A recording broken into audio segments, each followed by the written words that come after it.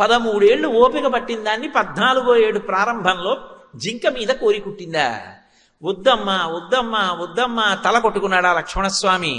కాదు, జింకని తేకపోతే చర్మం అన్నా కావాలన్నానా? నా మాట విని రాముడు వెళ్ళిపోయాడు. ఆయన తప్పేముంది? నేనంత హఠం చేస్తే వద్దు జింకని, ఇప్పుడు దాని వెంట వెళ్ళడం కష్టం అంటే ఏమో తర్వాత మాట ఏముందునో అన్నా తప్పే ఉంది. స్వాతంత్ర్యం ఉండదు మరి భార్యాభర్తల మధ్య. భార్యకి కోపం వచ్చిందనుకోండి, ఎవరినంటుంది? అన్నీ నమ్ముకుని, ఆయనే అన్నీ నమ్ముకుని వచ్చినటువంటి భార్య చాలా చిరాకు వచ్చిందనుకోండి, భర్తనే అంటుంది నా కర్మ మిమ్మల్ని కట్టుకోవడం అంటుంది. వెంటనే గుండెలు బాధేసుకోకూడదు. ఎంత పిచ్చో, అన్నీ నేనే కదూ, నన్ను కాకపోతే ఎవరినంటుంది అని చిన్న నవ్వు నవ్వి సేద తీర్చినవాడు భర్త. వెంటనే దాని వాక్యార్థం తీసుకుని మూతి తిప్పుకుంటే భర్త ఎందుకు అవుతాడు? భర్తృత్వానికి అర్హత లేనివాడు అవుతాడు. వయస్సు వచ్చిందేమో కానీ భర్త స్థానంలో కూర్చోవడానికి అర్హత పొందినవాడు కాడు, ఇంకా పరిణతి పొందలేదని గుర్తు. నేను అందుకే అన్న దాంపత్యం అంటే రామాయణంలోంచి చదివి నేర్చుకోవాలి. అసలు ఆ తల్లి యొక్క పరివేదనతో కూడుకున్న స్థితిని వర్ణిస్తూ మహర్షి అంటారు, అభూతేనాపవాదేన కీర్తిం నిపతితామివ సన్నామివ మహాకీర్తిం శ్రద్ధామివ విమానితాం అంటారు. ఆ తల్లి అప్పటికీ కూడా ఇంకా మనసులో పూర్తిగా ఖేదం తీరలేదు, ఆవిడ బాధ పోలేదు. అందుకే అభూతేనాపవాదేన కీర్తిం నిపతితామివ. ఎంతో పేరు ప్రతిష్టలున్న వ్యక్తికి ఎంతో కష్టపడి జీవితంలో ధర్మాన్ని మాత్రమే ఆశ్రయించి నిరంతరము భగవద్భక్తితో బ్రతికేటటువంటి వ్యక్తి మీద ఒక అపనింద వచ్చి పడితే, అకస్మాత్తుగా ఆయన యొక్క కీర్తి ప్రశ్నార్థకమైందనుకోండి, ఆయన ఇటువంటి పని చేశారా అని 10 మంది అడిగేటటువంటి సమయము ఒకటి వచ్చిందనుకోండి, అప్పుడు ఆ వ్యక్తి మనసు ఎంత గాయపడి ఉంటుందో, 10 మందిలో నవ్వుతూ తిరుగుతున్నా ఆయన లోపల మాత్రం ఎంత కలుక్కుమంటున్న మనసుతో ఉంటాడో అలా ఉందిట అమ్మవారు. నిజంగా వాల్మీకి మహర్షి వేసినటువంటి ఉపమానాలు కొన్ని కొన్ని మనకి దొరుకుతాయి, బాహ్యంలో మనం చూడవచ్చు. ఏదో వేట కుక్కల మధ్యలో మిగిలిపోయినటువంటి ఒక్కలీడి పిల్ల అన్నారనుకోండి, దాన్ని ఊహించవచ్చు, అది ఎదురుగుండా దొరుకుతాయి కూడా అటువంటి సన్నివేశాలు. ఇవి మనసుతో ఊహ చేసి మానసిక స్థితి అలా ఉన్నటువంటి వ్యక్తి ఎలా ఉంటాడో సీతమ్మ తల్లి అలా ఉంటుంది అని ఆలోచించినప్పుడు అభూతేనాపవాదేన, పోని వచ్చిన అపవాదు సత్యమైతే అయ్యో నేను పొరపాటు చేశాను, ఆ పొరపాటు వల్ల ఇప్పుడు ఈ బాధ అనుభవిస్తున్నాను అని సరిపెట్టుకుంటాడు. ఆయన చేసిన పొరపాటు లేదు, చేసిన తప్పు లేదు, ఆయన ఎప్పుడూ త్రికరణ శుద్ధిగానే ప్రవర్తించాడు, ఎప్పుడూ ధర్మ మార్గాన్నే అనుష్ఠించాడు. ఆయన ఎన్నడూ ఎవరి జోలికి వెళ్ళినవాడు కాడు. అటువంటి వాడి మీద అసత్యంతో కూడుకున్నటువంటి అపవాదు ఒకటి మోపబడింది. అప్పుడు ఆయన కీర్తి అకస్మాత్తుగా క్షీణించింది. ఆయన ఎంత బాధపడతాడో అలా ఉంది అమ్మవారు. కానీ ఇందులో మీరు ఒకటి ఆలోచించండి, అపవాదు అసత్యం, అది నిజంగా ఆయన చేసిన దోషం కాదు. ఆయన్ని బాధ పెట్టాలనో లేకపోతే కాలంలో అలా ఆయన గతంలో చేసుకున్న కర్మ పోవడానికో, లేదా ఎంత కష్టం వచ్చినటువంటి వ్యక్తి అయినా సరే తట్టుకు నిలబడగలిగితే వాడే చరిత్రని నిర్మించగలుగుతాడు అని భవిష్యత్ తరాలకి మార్గదర్శనం చెయ్యడానికో, ఈశ్వరుడు ఏర్పాటు చేసినటువంటి వ్యవస్థలో అసత్యమైనటువంటి దోషం ఎవరి మీద ఆరోపింపబడిందో అది కాలంలో ఎప్పటికో అప్పటికి ఎగిరిపోతుంది. ఎగిరిపోయి రెట్టించినటువంటి వైభవంతో మళ్ళీ ఆయన కీర్తి ప్రకాశిస్తుంది. ఇవాళ అలా ఉన్నటువంటి సీతమ్మ ఎప్పటికీ అలా ఉండిపోదు, ఆవిడ మళ్ళీ సంతోషంగా తిరిగేటటువంటి రోజు వస్తుంది. ఆరోపింపబడినటువంటి అపవాదు అసత్యమైనప్పుడు అది కొంతకాలానికి ఎలా ఎగిరిపోతుందో, సత్యం ఎలా ప్రకాశిస్తుందో, సీతమ్మ మళ్ళీ పరమ సంతోషంతో ఉండేటటువంటి రోజులు ముందున్నాయి. చెప్పకుండా చెప్పడం సుందరకాండ, మనసు చేత అనుభవించి అటువంటి విషయాన్ని ఊహ చేసినంత మాత్రం చేతనే మనసులో సహృదయం ఉన్నవాడికి అయ్యో అనిపిస్తుంది. అసలు సీతమ్మ యొక్క దైన్యాన్ని, ఆవిడ పొందినటువంటి దుఃఖాన్ని ఆలోచన చేసినప్పుడు అలా అనిపించినటువంటి హృదయం ఏదుందో వాడు సహృదయుడు. అటువంటి సహృదయుడికే కావ్యం చదవడానికి అధికారం ఉంటుంది. అభూతేనాపవాదేన కీర్తిం నిపతితామివ ఆమ్నాయనామయోగేన విద్యాం ప్రశిథిలామివ. ఆమ్నాయనామయోగి, ఆయన యోగి, ఆయన ఆమ్నాయం చేస్తుంటాడు. ఆమ్నాయము అన్నమాట వేదానికి అన్వయం అవుతుంటుంది. ఎప్పుడు భగవత్ సంబంధమైనటువంటి మంత్రభాగాన్ని లోపల తిప్పుతూ ఉంటాడు. అందుకే మీరు ఆయన గాఢ నిద్రలో ఉండగా లేపి ఆ మధ్యలో ఉన్న ఏదో ఒక్క విషయాన్ని ప్రస్తావన చేసినా సరే ఆయన దాన్ని కొనసాగించేస్తాడు, ఆయన చెప్పేయగలడు. అంతలా చెప్పగలిగినటువంటి ధారణ దేని చేత వచ్చింది అంటే కేవలం దాన్ని అదే పనిగా బట్టి పట్టడం వల్ల వచ్చింది కాదది. అది ఆయనకు ఉన్నటువంటి శ్రద్ధ, దాని మీద ఆయనకున్న అనురక్తి అటువంటిది. అనురక్తి అది కాబట్టి ఆయన మనసు ఎప్పుడూ దాని గురించే ఆలోచిస్తూ ఉంటుంది. దాని గురించే ఆలోచిస్తుంటే ఆ శ్లోకాలే తిప్పుతూ ఉంటాడు మనసులో. అవే తిప్పుతుంటే అవే మనసులో ఉంటాయి. నేను మొన్నటి రోజు ప్రవచనం పూర్తి చేసి లోపల గదిలో కూర్చుని ఉండగా నా దగ్గరికి మల్లంపల్లి శరభేశ్వర శర్మ గారి అబ్బాయి వచ్చి కలిశారు. నేను చాలా సంతోషించాను ఇంటికి వెళ్ళాక. మల్లంపల్లి శరభేశ్వర శర్మ గారు ఒక రోజున మా ఇంట్లో ఆతిథ్యం తీసుకున్నారు. అటువంటి మహాపురుషుడికి ఆతిథ్యం ఇచ్చేటటువంటి అదృష్టం కలిగింది నాకు. వారికి సౌకర్యంగా నేను ఏర్పాటు చేశానో లేదో, పడుకున్నారో లేదోనని ఆయన తలుపు వెయ్యకయ్యా కోటేశ్వరరావు అన్నారు. ఎటూ తలుపు తీసింది కదా అని అలా వెడుతూ చూశారు. కాళ్ళు రెండు ఇలా ఊపుతూనే ఉన్నారు. అయ్యి బాబోయ్, ఈయనకి నిద్ర పట్టట్లేదేమో, దోమలు ఉన్నాయేమో అని లోపలికి వెళ్ళి పిలిచాను. ఆయన పలకలేదు కానీ కాళ్ళు ఊపుతున్నారు. నేను మళ్ళీ నాకు నిద్ర పట్టలేదు. ఆయనకి ఏ అసౌకర్యం వల్ల అలా ఉంది, ఏమో ఒంట్లో బాగోలేదా, ఏమైంది? మళ్ళీ 1 గంటకి లేచి చూశాను, మళ్ళీ అలాగే ఊపుతున్నారు కాళ్ళు. పోనీ ఏదో యథాలాపంగా కాదు, చాలా వేగంగా ఊగుతున్నాయి. మనిషిని పిలిచాను, పలకలేదు. మళ్ళీ తెల్లవారకట్టు వచ్చాను, మళ్ళీ ఊపుతున్నారు. అంటే ఆయన నిద్రపోలేదు, నేను నిద్రపోలేదు. తెల్లవారిపోయింది, ఆయన లేచి అనుష్ఠానం చేసుకున్నారు, నేను అనుష్ఠానం చేసుకొచ్చి అయ్యా రాత్రి నిద్రపోలేదా అన్నాను. నిద్ర పట్టలేదు కానీ ఎంత ఆనందం అనుభవించానయ్యా అన్నాడు. ఏమండి అన్నాను. అంటే మీరు నమ్మండి నమ్మకపోండి, నేను సుందరకాండ చెప్తున్నాను మీతో. నేను ఈ ప్రశ్న ఆయన అడిగింది ఉదయం 6:30 సమయంలో అడిగాను. ఆ తర్వాత ఆయన ఓ కప్పు కాఫీ కూడా అడగలేదు. మా ఆవిడ పట్టుకొస్తే ఇద్దుగాని అమ్మా, ఇద్దుగాని అంటూ 10 గంటల వరకు నాతో పార్వతీ కళ్యాణం గురించి చెప్తున్నారు. చెప్తూ రాత్రి పద్యాలు గుర్తొచ్చాయో, ఆ పద్యాలు ఆలోచిస్తున్నాను, ఏమి పద్యరచన చేశాడంటావు అని ఒకదాంట్లోకి వెళ్ళిపోతూ ఆనంద తన్మయత్వం. 10 అయిపోయింది, ఆయనకి పెద్దవారు అయిపోయి ఉన్నారు అప్పటికే. ఒక్క కప్పు కాఫీ తాగుదామన్న ధ్యాస ఆయనకి లేదు. ఆయన భోజనం చేసిన తర్వాత కూర్చుని బాధపడుతూ నాతో మాట అన్నారు. కుటుంబపరంగా నేను ఒక కర్తవ్యాన్ని మరిచిపోయానయ్యా కోటేశ్వరరావు, ఎప్పుడూ వీటి గురించి ఆలోచించి అన్నారు. అది ఆయన కుటుంబ విషయం కాబట్టి సభాముఖంగా నేను చెప్పకూడదు. కాబట్టి మహానుభావుడు, ఆయన మనసు బాధపడ్డ విషయాన్ని నేను ఎందుకు స్మరించాలి వేదిక మీద? నిజంగా అటువంటి మహితాత్ములు ఉంటారు, వాళ్ళ మనసు ఎప్పుడు రంజిల్లుతూ ఉంటుంది, ఎప్పుడు అవి తలుచుకు మురిసిపోతూ ఉంటారు. అటువంటి ఆమ్నాయనామయోగేన శ్రద్ధాం ప్రసిధిలామివ. ఆయనకు ఆ శ్రద్ధ అకస్మాత్తుగా పోయిందనుకోండి, అకస్మాత్తుగా దాని మీద విశ్వాసం, దాని మీద నమ్మకం, దాని మీద అనురక్తి క్షీణించిపోయాయి అనుకోండి. క్షీణించిపోయి అన్య విషయాలతో సంపర్కం చెంది అసలు మనం వెళ్ళి ఆయన్ని అడిగితే ఇందులోదట ఆ పద్యం అన్నారనుకోండి, నాకు ఎలా ఉంటుంది? ఈయన అనుకుంటానా అనుకోనా? కానీ ఆ మహానుభావుడి జీవితంలో అలా లేదులేండి. అలా ఒక ఆమ్నాయనామయోగి అకస్మాత్తుగా శ్రద్ధ నశించి నిలబడితే ఎలా ఉంటాడో, మనకెలా ఉంటుందో సీతమ్మ అలా ఉంది. ఏమి ఉపమానాలండి అసలు! అది అభూతేనాపవాదేన కీర్తిం నిపతితామివ ఆమ్నాయనామయోగేన శ్రద్ధాం నిపతితామివ. ఆ శ్రద్ధ పోయినటువంటి వ్యక్తి ఆమ్నాయం ఎలా ఉంటుందో అమ్మవారు అలా ఉంది.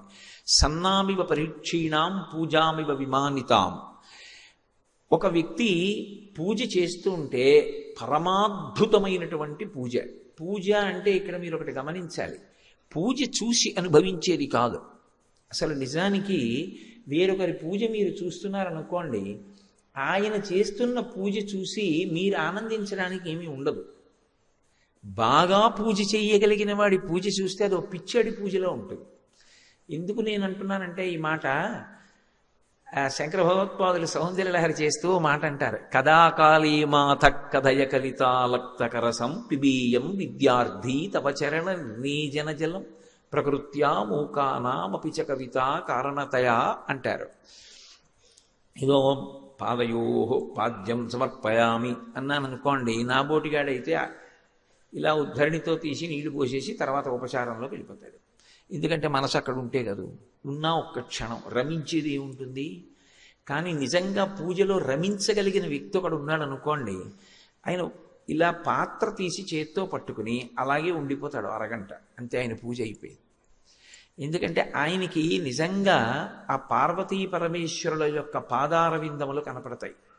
బంగారు పళ్ళెంలో మల్లెపూలు పరచి, స్వామి కాళ్ళు కడుగుతాను పాదాలు పైకెత్తండి అంటే స్వామి ఇలా పంచ పైకెత్తి ఇలా రెండు కాళ్ళు పెడితే, అమ్మవారు తన చీర పైకెత్తి పెడితే ఆ పరమశివుని పాదములకున్నటువంటి మంజీరములు, అమ్మవారి పాదములకున్నటువంటి మంజీరములు కనపడుతుంటే, పసుపు కుంకం పారాణితో ఉన్నటువంటి ఆ పాదాల మీద భార్య బంగారు చెంబుతో నీళ్లు పోస్తే నీళ్లల్లో మునిగి ఉన్నటువంటి ఆ పాదాల్ని బహు సౌకుమార్యంగా కడుగుతున్నప్పుడు మరి మంజీరం అడ్డు రాదు. ఎడంచేత్తో మంజీరం ఇలా ఎత్తి పట్టుకుని ఆయన కాలు వెనక, అమ్మ కాళ్ళ వెనక కడిగి పసుపు ఎరుపుగా ఉన్నటువంటి ఆ నీళ్లు ఎడంచేత్తో ఉద్ధరణితో తీయడం ఇష్టం లేక ఇలా చూస్తే, భార్య ఉద్ధరణితో తీసిస్తే తాను వాటిని ఇలా పట్టుకుని ఆ సువాసనలు గుబాళిస్తున్న నీటిని 3 మాటలు తీర్థంగా పుచ్చుకొని ఆ పళ్ళెం పక్కకి తీసి ఆ పాదాలు తుడుస్తున్న భావన చేస్తూ ధ్యానమునందు మగ్నుడయ్యి ఉన్నాడు అనుకోండి, పాదయోహో పాద్యం సమర్పయామి, ఆయన అలాగే ఉంటాడు. ఆ గిన్నెట్టు ఆ పాత్ర పట్టుకున్నవాడు పాత్ర పట్టుకుని అలాగే ఉంటాడు. చూసిన వాడికి ఏమర్థం అవుతుంది? ఈయనకి తర్వాత మంత్రాలు రావేమో సరిగ్గా, ఏమిటో ఈయన చాలా బాగా పూజ చేస్తాడనుకుని చూడ్డానికి వచ్చాం, ఈయన ఏమిటో పూజ పాదయోహో పాద్యం సమర్పయామి అన్నాడు, అరగంట కూర్చున్నాడు, హస్తయోహో అర్ఘ్యం సమర్పయామి అన్నాడు, 45 నిమిషాలు కూర్చున్నాడు అనుకుంటారు. కానీ అందుకే అసలు మహాత్ముల పూజ చూసే ప్రయత్నం చెయ్యనే కూడా. ఎందుకంటే అదో పిచ్చివాడి పూజలో ఉంటుంది. ఆ రమించగలిగినటువంటి పూజ అలా ఉంటుంది. అందుకే పూజకి వెళ్ళడం అనేటటువంటిది గొప్ప ఉత్సాహం. ఎందుకంటే మనసు పరమ సంతోషంతో అనుభవించాలని కోరుకుని చెయ్యాలి పూజ. బరువుగా పూజ చెయ్యకూడదు. అటువంటి పూజ అకస్మాత్తుగా పరమయాంత్రికంగా చేయడం మొదలుపెట్టాడు అనుకోండి, అసలు ఏదో ఆవాహయామి దగ్గర నుంచి గడగడ చదివి నైవేద్యం అన్న దగ్గర ఆగుతుంది అనుకోండి ఆ మంత్రం, అన్నీ ఇలాగే టకటకటకటకటక చేసేయడమే, తమలపాకుతో ఇలా చల్లేయడమే అయిపోయింది అనుకోండి. అప్పుడు ఆ పూజ చూసి ఈ పూజ చూశారనుకోండి, మీరేమనుకుంటారు? ఇటు ఒకనాడు అలా ఉండిపోయేవాడు, ఏమంటే ఎందుకు అలా ఉండిపోయారు అని అడిగితే ఇదంతా చెప్పి కళ్ళమ్మట నీరు కార్చి ఇవాళ ఏమనుభవించానయ్యా, చాలయ్యా జీవితానికి అని పరవశించిపోయేవాడే. ఇవాళ ఏమిటి అంత యాంత్రిక పూజ చేశాడు అనుకుంటారా? అనుకోరా? అలా పూజ క్షీణించిపోతే ఎలా ఉంటుందో అమ్మవారు అలా ఉందట సీతమ్మ. అసలు ఏమి భావనలంటే అవి, ఏమి సుందరకాండ, అది మనసుతో అనుభవించాలి. ఇందులో చిత్రం ఏమిటంటే మనసులో అనుభవించాలంటే పూజామివ పరీక్షీణాం ఆశాం ప్రతిహతామివ అని నేను అన్నప్పుడు అసలు పూజ చేసేటటువంటి వ్యక్తి రమించిపోవడం అంటే ఏమిటి? త్రికరణములు ఏకీకృతమైనటువంటి వ్యక్తి ఎలా ఉంటాడు? శంకర భగవత్పాదులంతటి వారు సౌందర్యలహరిలో అడిగింది అది. ఎవరు? సాక్షాత్తు శివపార్వతుల సమాగమ స్వరూపమైన శంకర భగవత్పాదులు పిబీయం విద్యార్థి తవ చరణ నిర్మీజన జలం అని అడిగారు.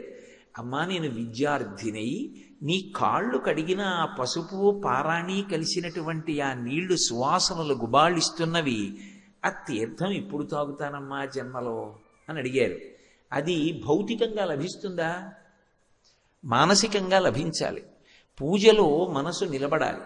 నిలబడి చేసిన పూజ ఎంత ఆనందాన్ని ఇస్తుందో అలా పూజ చెయ్యగలిగిన వ్యక్తి మనసు నిలబడక యాంత్రిక పూజ చేసి అయిపోయిందని పీఠమించి లేచాడు అనుకోండి, ఆయనకే ఎంత బాధగా ఉంటుంది.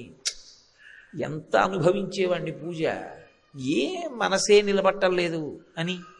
అది పోనీ చూసిన వాడికంటే అర్థం కాలేదు, కనీసం చేసిన వాడికి అనిపిస్తుందా ఏమిట్రా ఈ పూజ ఇలా చేస్తున్నాను అని. అది క్షీణించిపోయిన పూజ ఎలా ఉందో అమ్మవారు చూడ్డానికి అలా ఉందిట. ఆ ఉపమానం బయట ఎక్కడైనా వస్తు రూపంలో అసలు దొరుకుతుందా? దొరకదు. కానీ సీతమ్మ యొక్క పరిస్థితిని అన్వయం చెయ్యడానికి, ఆవిడ యొక్క రూపం అప్పుడు ఎలా ఉంటుంది అన్నది మనసు పట్టుకోవడానికి నిజంగా వాల్మీకి మహర్షి ఇచ్చినటువంటి సుందరకాండ రచన పరమాద్భుతం. అలాగే ఆశాం ప్రతిహతామివ, ఇది జరిగి తీరుతుంది అని ఒక ఆశ పెట్టుకున్నాడు. కానీ ఆ నెరవేరలేదు ఆశ. నెరవేరని ఆశ మనిషిని ఏ రూపంతో ఎటువంటి లక్షణంతో నిలబడుతుందో అలా అమ్మవారు కనపడుతోంది. అలా ఉన్నటువంటి తల్లిని పైనుంచి చూసి మురిసిపోతున్నారు స్వామి హనుమ. ఎందుకని? ఇంతమంది కాంచనలంకలో సంతోషంగా ఉన్నారు, సంతోషంగా లేని వ్యక్తి అన్న వాళ్ళు ఆయనకి కనపడలేదు. ఎవరు చూసినా సంతోషంగా ఉన్నారు, ఒక్క ఆవిడే ఏడుస్తోంది. ఎవరు ఏడుస్తోందో ఆవిడిది నిజమైన సౌందర్యం. ఎందుకని అంటే ఆమె భర్త కోసం శోకిస్తోంది తప్ప కేవలం అందరూ ఎలా భోగం అనుభవిస్తున్నారో అలా భోగం అనుభవించడం తన జీవితానికి ప్రధానమని అనుకోవట్లేదు. ధర్మాన్ని పాటించడం నిజమైన భోగం అనుకుంటుంది. ఇది సీతారాములంటే, ఇది సౌందర్యం అంటే. మిగిలిన వాళ్ళకి సుఖం అంతా ఎక్కడుంది అంటే భోగాన్ని అనుభవించడంలో ఉంది, విషయ సుఖాన్ని పొందడంలో ఉంది. ఏదైనా ఓ మధుర పదార్థం తినడం సంతోషం, ఓ మంచి పరుపు మీద పడుకోవడం సంతోషం, ఓ మంచి సంగీతం వినడం సంతోషం. రాముడికి ధర్మాన్ని పాటించడం సంతోషం. ఏది ధర్మమో దాన్ని చేస్తే రాముడు సంతోషంగా ఉంటాడు. అందుకే రాముడు నవమి నాడు పుడతాడు. నవమికి ఒక విచిత్రం ఉంది. నవమి అంటే 9 అని కాదు. 9 1 9, 9 2 18, 8 1 9, 9 3 27, 7 2 9, 9 4 36, 6 3 9, 9 5 45, 4 5 9, ఇలా ఏదో 9 6 54. నేను లెక్కల్లో కొంచెం బలహీనుండి, ఇలా గబగబా చెప్పగలను లేదో కూడా ఎక్కం. 9 7 63. అలా ఏది కలపండి మళ్ళీ 9 వస్తూ ఉంటుంది. రాముణ్ణి ఎంత హెచ్చవేయండి అంటే ఎన్ని కష్టాలు రానివ్వండి, ఎన్ని సుఖాలు రానివ్వండి, లోపల రాముడు మాత్రం చాలా ప్రశాంతంగా ఉంటాడు. ఎందుకో తెలుసా? నేను ధర్మమే పట్టుకుని ఉన్నానా, అదొక్కటే రాముడి శాంతిగా ఉండడానికి కారణం. నేను ధర్మాన్ని విడిచిపెట్టలేదు, పరమ సంతోషంగా ఉంటాడు. నేను ధర్మాన్ని విడిచిపెట్టేశాను అన్న క్షణం ఏదైనా ఉంటే రాముడు గుండెల బాదుకుని ఏడ్చి తల రాతికేసి కొట్టేసుకుంటాడు. రామాయణంలో అలా లేదు. అంటే రాముడు ఎన్నడూ కూడా ధర్మాన్ని తప్పలేదు. అలాగే సీతమ్మ కూడా ఎన్నడూ ధర్మం తప్పదు. ఇది తుల్యశీలావయో వృత్తాం తుల్యాభిజన లక్షణాం రాఘవోర్హతి వైదేహీం తం చేయమసితేక్షణ. ఇవాళ ఈ శరీరంతో సుఖంగా ఉండడానికి మనం ఏం ఆలోచించవచ్చు? అది కాదు ఆవిడికి కావలసింది. నేను ధార్మికంగా ఉండి సంతోషించానా, అదొక్కటే కావాలి. ధర్మం పోయి సంతోషం ఉంటుందంటే ఆవిడికి అక్కర్లేదు. మీరు అందుకే రామాయణంలో ఉండేటటువంటి వైచిత్రి చూడండి. రాముడికి సుఖమే కావాలి అనుకుంటే ఉత్తర క్షణంలో రామాయణంలో ఉండకూడని కాండ సుందరకాండ. ఎందుకో తెలుసా? అసలు ఆ సుందరకాండకున్న గొప్పతనం అది. అసలు ఉండకూడని కాండ ఉంది. ఎందుకుంది అంటే రాముడి ధర్మం వలన ఉంది. రాముడు ధర్మం తప్పితే సుందరకాండ పోతుంది. ఎందువల్ల అంటారా? కిష్కింధకాండలో సుగ్రీవుడితో స్నేహం చేసుకోవడం మానేసి వాలితో స్నేహం చేశాడు అనుకోండి. వాలి అంటే రావణాసురుడికి అపారమైనటువంటి భయం. 4 సముద్రాల్లో ముంచి తోకకి చుట్టి తీసుకెళ్లి ఇంట్లో పడేశాడు.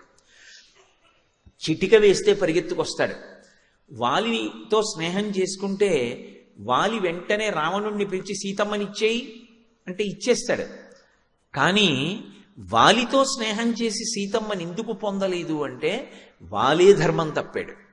తమ్ముడు బ్రతికున్నాడని తెలిసి తమ్ముడి భార్య అయినటువంటి రుమతో తాను కలిసి ఉంటున్నాడు. మరి నిన్ను మీరు ప్రశ్న వేయచ్చు, మరి వాలి కూడా అలా పూర్వం ఇంతకుముందు సుగ్రీవుడు కూడా తారతో ఉన్నాడుగా వాలి భార్యతో, మరి అప్పుడు సుగ్రీవుడికి తప్పు కాదా అంటే సంధ్యావందనం చేసేటటువంటి వానర జాతికి ఒక నియమం ఉంది. అన్నదమ్ముల్లో ఎవరైనా ఒక వ్యక్తి వెళ్ళిపోతే ఆ అన్నదమ్ముల్లో ఎవరు వెళ్ళిపోయారో వాళ్ళ భార్య ఆ సోదరుల్లో మిగిలినటువంటి సోదరుడికి భార్య కావాలి అనుకుంటే భార్య కావచ్చు, అది వాళ్ళకి నియమం. ఒకప్పుడు వాలి బిలంలోకి వెళ్ళాడు దుందుబితో యుద్ధం చేయడానికి, వెళ్ళి ఇక తిరిగి రాలేదు, చనిపోయాడు అనుకున్నారు. సుగ్రీవుడు కూడా అందులో ఏం కాపట్యం లేదు, చనిపోయాడు అనుకుని రాయి అడ్డు పెట్టి వచ్చేశాడు. అందరూ చనిపోయాడనే అనుకున్నారు. తన భర్త చనిపోయాడు అనుకుని వాలి భార్య తార సుగ్రీవుడి దగ్గర చేరింది కాబట్టి సుగ్రీవుడికి ధర్మదోషం రాలేదు. కానీ సుగ్రీవుడు బ్రతికున్నాడని తెలిసి తరిమి కొట్టి సుగ్రీవుడి భార్య రుమని తన భార్యగా అనుభవించాడు వాలి. కాబట్టి ధర్మం తప్పాడు. ధర్మం తప్పిన వాడితో స్నేహం చేసుకుని నా భార్యను నేను తెచ్చుకోను, ధర్మంలో ఉన్నవాడితో స్నేహం చేసుకుని కష్టపడైనా నా భార్యను తెచ్చుకుంటాను. ఈ అకుంఠిత దీక్షతో నిలబడ్డాడు కాబట్టి సుందరకాండ యుద్ధకాండ వచ్చాయి. లేకపోతే అసలు రాముడు ధర్మాత్ముడు కాకపోతే సుందరకాండే లేదు. సుందరకాండ ఉంది అంటే, సుందరకాండ ఉంటే కదా యుద్ధకాండ ఉండడం. కాబట్టి అసలు సుందరకాండ ఉంది అంటే రాముడి ధర్మం. రాముడంత ధర్మాత్ముడు కానీ సీతమ్మ ధర్మాత్మురాలు కాదనుకోండి, అసలు రామ కథకు అర్థమే లేదు. ఇంకా రాముడికి ఆలయము లేదు, రాముడి కథ లేదు. ఎందుకని అంటే అసలు నా నోటితో అలా ఉచ్చరించడం కూడా నాకు ఇష్టం లేదు. సీతమ్మ మనసులోనైనా సరే ఎప్పుడైనా నిజమే రావణుడు చెప్తున్నది అసలు రాముడు ఉన్నాడో లేడో, ఇలా ఎందుకు నా జీవితాన్ని పాడు చేసుకోవడం అని ఆలోచించింది అనుకోండి, ఇంకేమి సీతారాములు, ఇంకేమి దాంపత్యం, ఇంకెందుకు ఈ దేవాలయాలు. త్రేతాయుగం అయిపోయిన తర్వాత, ద్వాపరయుగం అయిపోయిన తర్వాత కలియుగంలో కూడా ఇంత కీర్తి. ఎక్కడైనా వామనమూర్తి లక్ష్మీదేవి దేవాలయం ఉందనుకోండి, ఆయన వామనమూర్తి దేవాలయం అదని మనకి తెలియదు అనుకోండి, ఉలగడంత పెరుమాళ్ళని కాంచీపురంలో ఉంది. అది చూస్తే మనం లక్ష్మీనారాయణుల దేవాలయం అంటాం, వామనమూర్తి గుడి అనం. ఓ మత్స్యమూర్తికి ఉంటే లక్ష్మీనారాయణుల దేవాలయం అంటాం. కానీ లక్ష్మీదేవి సీతమ్మగా, విష్ణుమూర్తే రాముడిగా వచ్చిన లక్ష్మీనారాయణుల గుడి అనం, సీతారాములనే అంటాం. సీత అమ్మ అని కూడా వదిలిపెట్టాం, సీతమ్మ తల్లి అంటాం. ఎందుకు అమ్మ తల్లి రెండు మాటలు అంటే ఆవిడ మీద మనకున్న మమకారం. దేనివల్ల మమకారం అంటే ఆవిడ ధర్మం. ఆవిడ పతివ్రత ధర్మాన్ని అలా పాటించింది మనసులో కూడా ఎన్నడు. అందుకే సుందరకాండలో ఆవిడే పరీక్ష పెట్టుకుంది. నేను రాముని తప్ప అన్యపురుషుని మనసు యందు ఎరుగనదానినైతే హనుమ తోకకు పెట్టబడిన అగ్నిహోత్రము చల్లబడుగాక. పంచభూతములలో ఒక భూతం తన యొక్క ధర్మాన్ని విడిచిపెట్టి ప్రవర్తించాలంది. అలాగే అగ్నిహోత్రం చల్లబడిపోయింది. అంటే అది సుందరకాండ. ఎవరి ధర్మాన్ని వాళ్ళు నిరూపణం చేసుకున్నారు. అనుష్ఠించిన ధర్మం రక్షించి తీరుతుంది. ధర్మం రక్షించి తీరుతుందన్న ఉత్సాహం ప్రజలలో నింపకపోతే సాహిత్యం ధర్మం పట్టుకున్నవాడు పాడైపోయిన సందర్భాల్ని చూపిస్తే అసలు లోకంలో ధర్మం ఎందుకు నిలబడుతుంది? ధర్మం పట్టుకోగలిగితే ఎప్పటికైనా నువ్వు విజేతవి. కాలమునందు నీ కీర్తి ఒకలా ఉండదు, కాలంతో సంబంధం లేకుండా శాశ్వతమైన కీర్తి గణిస్తావు. ఇది చెప్పవలసినది కావ్యం. అటువంటి రచనలు ఏ ఉంటాయో వాటికి కాలంతో సంబంధం ఉండదు. సూర్యచంద్రులు ఉన్నంత కాలం అటువంటివి బ్రతికే ఉంటాయి, మనుషుల్ని బ్రతికిస్తాయి. అందుకే రామాయణం మనుష్య జాతి ఉన్నంతకాలం చదువుకోవలసినటువంటి గ్రంథం. సుందరకాండ ఎప్పుడూ పారాయణ చెయ్యవలసినటువంటి కాండ. అందుకే ఆ తల్లి ఎంతో బాధపడింది. అంత దుఃఖంతో కూడుకున్న స్థితిలో శిశుపావృక్షం కింద కూర్చునుంది. అకస్మాత్తుగా ఆ తల్లికి ఒక విశేషమైనటువంటి విపరీతమైనటువంటి ఆలోచన వచ్చింది. ఆలోచన వస్తున్నప్పుడు ఆవిడ పడుతున్నటువంటి బాధ చేత ఆమె మనసు ఎటువంటి వ్యగ్రతని పొందిందో ఆవిష్కరించింది. ఆవిడంది, అనన్యదైవత్వమియం క్షమాచ భూమౌ చ శయ్యా నియమశ్చ ధర్మే పతివ్రతాత్వం విఫలం మమేదం కృతం కృతఘ్నీష్వివ మానుషాణం అంది. ఇది బహుగంభీరమైనటువంటి శ్లోకం. తాను అనుష్ఠించిన ధర్మంతన్ని ఏమి రక్షించింది ధర్మానుష్ఠానం చేసిన వ్యక్తికి జీవితంలో ఈ ప్రశ్న వచ్చి తీరుతుంది. ఎప్పుడో అప్పుడు వస్తుంది. దానికే శ్రద్ధ అని పేరు. ఉరిపిడి వస్తుంది. ఇది పట్టుకోకపోయి ఉంటే నేను ఎంత సుఖపడి ఉండేవాడిని, ధర్మం వదిలి ఎంతమంది సంతోషంగా ఉన్నారు, ధర్మం పట్టుకుని నేనేం బాగుపడ్డాను, నేను కూడా వదిలి ఉండాల్సింది అనిపిస్తుంది.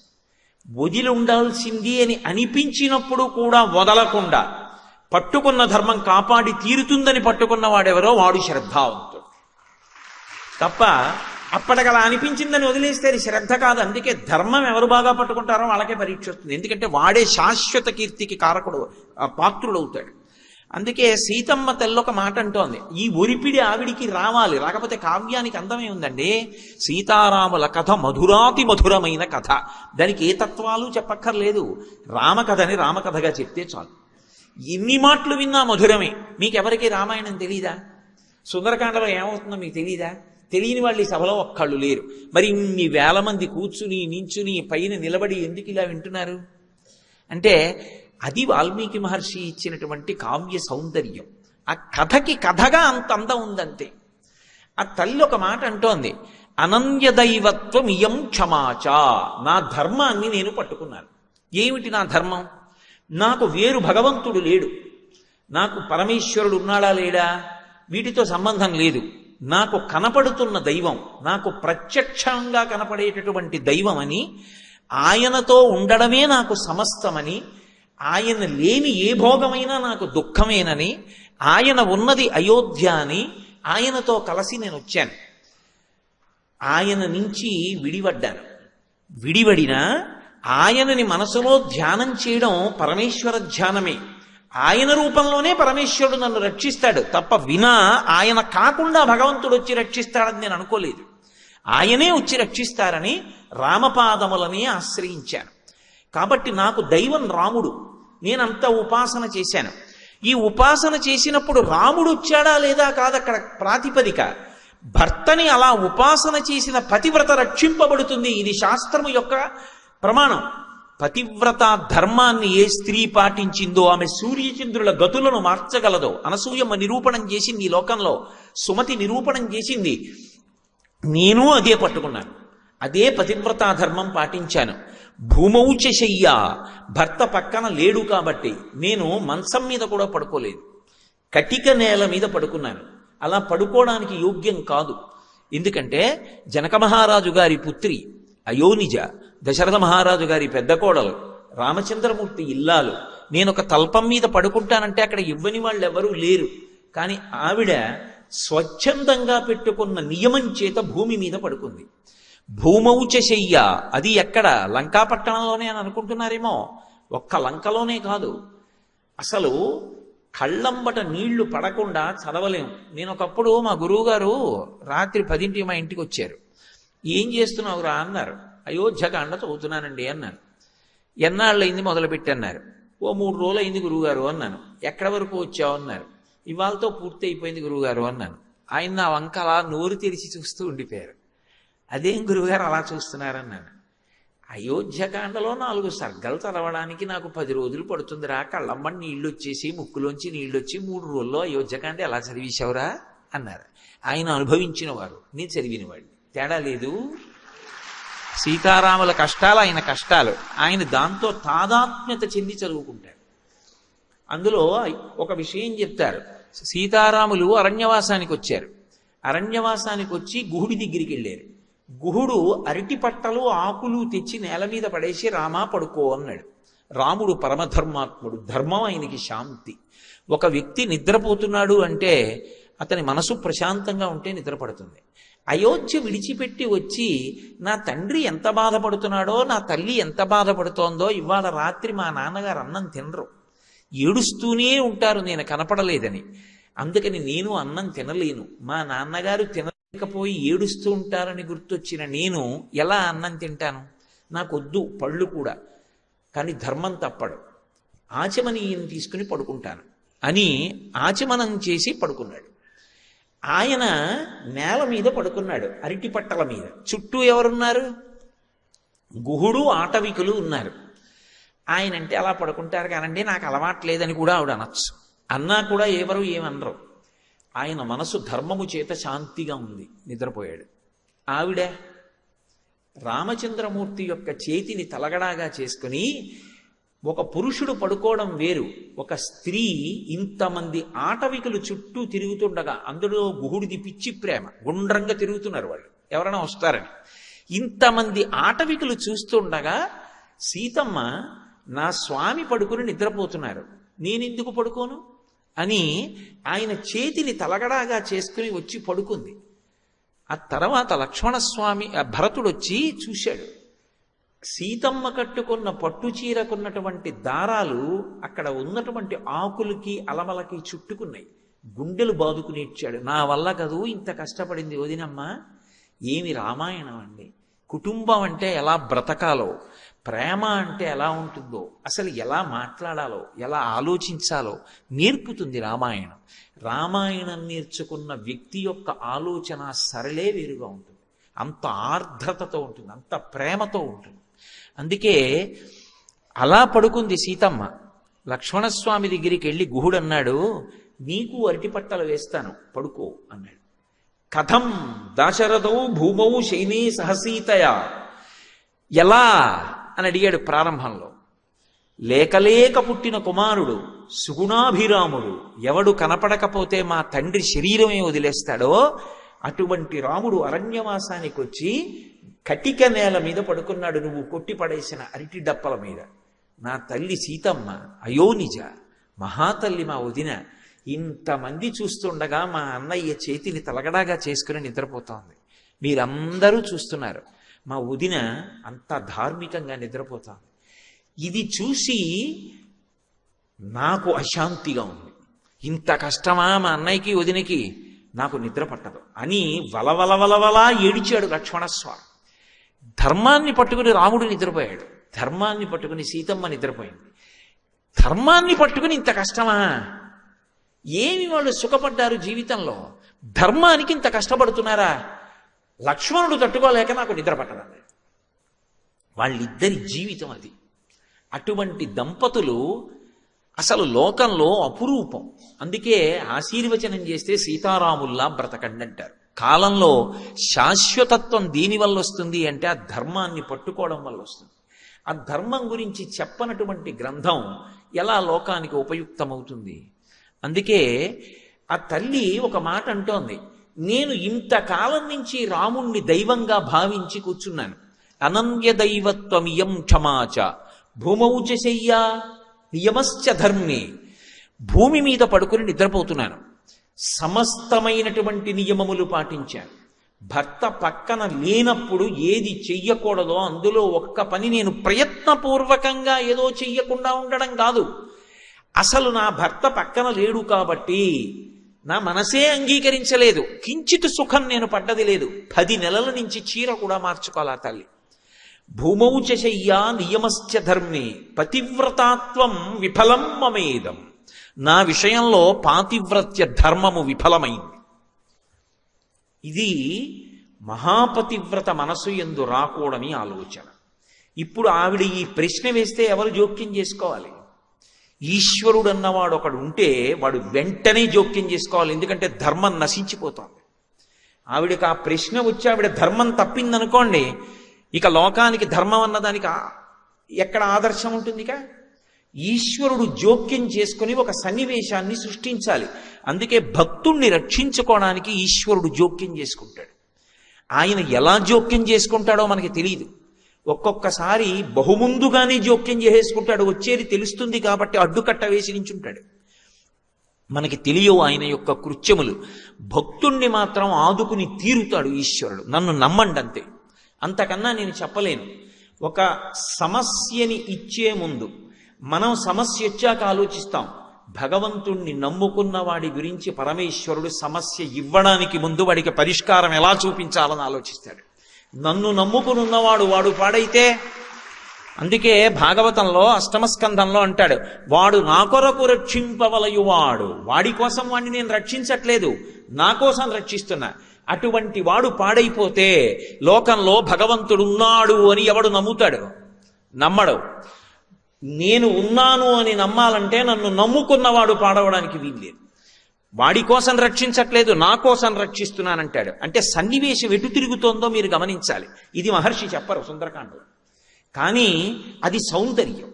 అనుభవించగలిగితే భగవంతుడు ఎంత ఉలిక్కి పడతాడో, ఎంత తొందరగా సన్నివేశాన్ని మార్చి జోక్యం చేసుకుంటాడో మీరు గమనించాలి. ఈవిడిది వాగ్రూప పరివేదన, ఇంకొక ఆయనది మౌన పరివేదన. ఏమిటా మౌన పరివేదన అన్నది మీకు నేను కాసేపట్లో ఆవిష్కరిస్తాను. కాబట్టి భూమౌచ శయ్యా నియమశ్చ ధర్మే పతివ్రతాత్వం విఫలం మమేదం కృతం కృతఘ్నేష్వివ మనుషాణం. చాలా పెద్ద తీర్పు చెప్పేసింది ఆవిడ. కృతఘ్నుడి పట్ల ఉపకారము ఎలా ఉంటుందో రాముడి పట్ల నా పాతివ్రత్యం అలా అయిపోయింది. రాముడు కాదక్కడ రక్షించవలసింది, ఆమె పతిని దైవంగా నమ్మింది. అనన్య దైవత్వం ఇయం క్షమాచ. ఇప్పుడు రాముడు వస్తున్నాడమ్మా, నువ్వు బెంగ పెట్టుకోకని ఎవరో మాట్లాడి చెప్పాలి ఆవిడికి. ఎవరో మాట్లాడాలి. ఎవరు మాట్లాడాలి? అక్కడ అలా మాట్లాడడానికి ఒక్కడే ఉన్నాడు. ఆ ఒక్కడు మాట్లాడడానికి అవకాశం కల్పించాలి, సన్నివేశం తిరిగిపోవాలి. ఇప్పుడు జోక్యం చేసుకుంటున్నవాడు ఎవరంటే కంటికి కనపడకుండా పరమేశ్వరుడు జోక్యం చేసుకోవాలి. అది సుందరకాండ.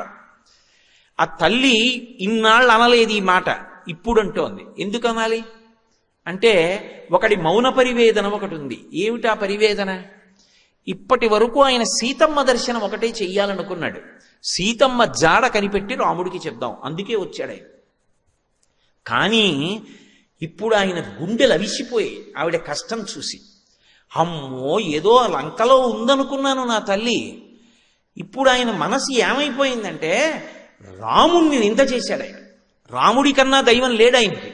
ఆయన అన్నాడు, దుష్కరం కృతవాన్ రామో యయిమాం మత్తకాశినీం సీతాం వినా మహాబాహు ముహూర్తమపి జీవతి. ఇంత గొప్ప ఇల్లాలా, ఇటువంటి పాతివ్రత్యమా? 3 లోకముల ఐశ్వర్యం తక్కెట్లో ఒకెత్తు, అది ఈవిడలో 16వ వంతుకు సరిపోదా? ఇంత ప్రేమైకమూర్తి, ఇంత ధర్మనిష్ట కలిగినటువంటి ఇల్లాలు ఇన్ని కష్టాల్లో ఉంటే అసలు నిద్ర ఎలా పోయాడు? అంత ప్రశాంతంగా ఎలా ఉండగలుగుతున్నాడు? మంత్రాంగం చేసి వాలిని చంపి సుగ్రీవుణ్ణి రక్షించి పట్టాభిషేకం చేసి వానాకాలం వెళ్ళిపోయిన తర్వాత వెతుకుతానంటే గొలవ పడుకుని ఎలా ఉండగలిగాడు? అసలు వెర్రెక్కిపోవద్దు ఇటువంటి ఇల్లాలు. ఆవిడ చుట్టూ ఇంతమంది రాక్షస స్త్రీలా, రావణుడు ఆవిడ్ని ఇలా మాట్లాడడమా? ఏడ్చి ఏడ్చి పవిట కొంగు తడిసిపోవడమా? ఇప్పుడు ఇవన్నీ చూసిన తరువాత సహృదయుడైతే ఏం ఆలోచిస్తాడు? అమ్మో నేను వెళ్ళిపోవడం కాదు, అసలు ఆయన ఏం పట్టుకొచ్చాడో మర్చిపోయాడు. ఇప్పుడు ఏం పట్టుకొచ్చాడు ఆయన? ఉంగరం ఒకటి పట్టుకొచ్చాడు రాముడి దగ్గర నుంచి. ఇది నేను మీతో మనవి చేసింది. సమస్యనిచ్చే ముందు పరిష్కారం ఈశ్వరుడు ఆలోచిస్తాడని. అన్ని కోట్ల మంది ఎడుతుంటే హనుమై దర్శనం చేస్తారని రాముడు ఎలా అనుకున్నాడు? బుద్ధికి ఈశ్వర ప్రచోదనం అని చెప్తేనే రామకథ వాక్యంలో అందం. అంతేగాని రాముడు దేవుడు అంటే ఇంకా రామకథ ఎందుకు? అసలు రాముడు దేవుడిని వాల్మీకి మహర్షి చెప్పలేదు. ప్రారంభంలోనే నారదుడు వచ్చినప్పుడు ఆయన అడిగింది 16 గుణములు కలిగిన నరుడు ఎవరని అడిగారు. కోన్వస్మిన్ సంప్రదంలోకే గుణవాన్ కశ్చ వీర్యవాన్ ధర్మజ్ఞశ్చ కృతజ్ఞశ్చ సత్యవాక్యో దృఢవ్రతః చారిత్రేణ చకోయుక్తః సర్వభూతేషు కోహితః విద్వాన్ కః కస్సమర్థశ్చ కశ్చైక ప్రియదర్శనః ఆత్మవాన్ కో జితక్రోధో ద్వితిమాన్ కో ననసూయకః కస్య బిభ్యతి దేవాశ్చ జాతరోషస్య సంయుగే అని అడిగారు. కాబట్టి ఇప్పుడు 16 గుణములు పరిపూర్ణముగా కలిగినటువంటి నరుడు రాముడైతే ఆయనకి బుద్ధిని ప్రచోదనం చేసిన వాడు ఈశ్వరుడు అని చెప్తేనే సీతారాముల కథ మధురాతి మధురం అవుతుంది. అంటే అసలు సీతమ్మకు వస్తున్నటువంటి సమస్యకి ఏ కాలమునందు పరిష్కారం రావాలో దానికి అనువుగా ఆయన బుద్ధిని ప్రచోదనం చేసి ఉంగరం ఇచ్చి పంపించాడు. ఇప్పుడు పట్టుకొచ్చిన ఆయన చటుక్కును ఉంగరం ఇచ్చి, అమ్మా ఏమనుకోకు, నీ జాడ తెలుసుకోవడానికి వచ్చాను, నేను హనుమని, ఇదిగో ఈ ఉంగరం రాముడు ఇచ్చాడు, నీ దగ్గర ఎట్టి పెట్టుకో, నువ్వు కనపడ్డావని చెప్పేస్తాను. రాముడి దగ్గరికి వెళ్ళి తుర్రుని పారిపోయాడు అనుకోండి. ఇది దుష్టుడైన రావణుడు చేసిన పని అని ఉంగరాన్ని అవతల పారేసి ఆవిడ ప్రాణం తీసేసుకుంటాడు. ఎందుకంటే వీడు నన్ను యామారుస్తున్నాడు. అలా రావణుడు చేశాడని ఎందుకు అనుకుంటుంది అని మీరు అనుకుంటున్నారా?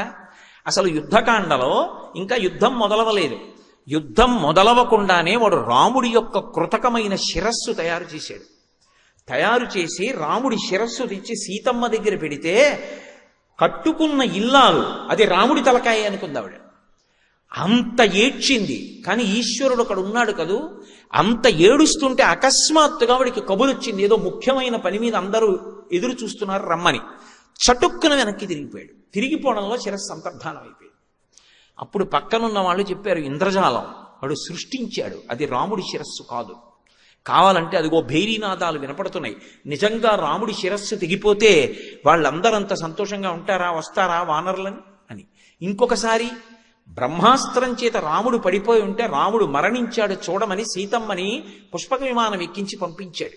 ఎలాగో రాముడు చనిపోయాడని ఆవిడ తప్పు చేస్తే ఇక రాముడు లోపలికి రాడు, వెళ్ళిపోతాడు. ఇటువంటి భార్య నాకెందుకని కార్యం సాధించవచ్చు. ఎటువంటి కుట్రపూరితమైన ఆలోచనలు చెయ్యాలో అన్నీ చేశాడు.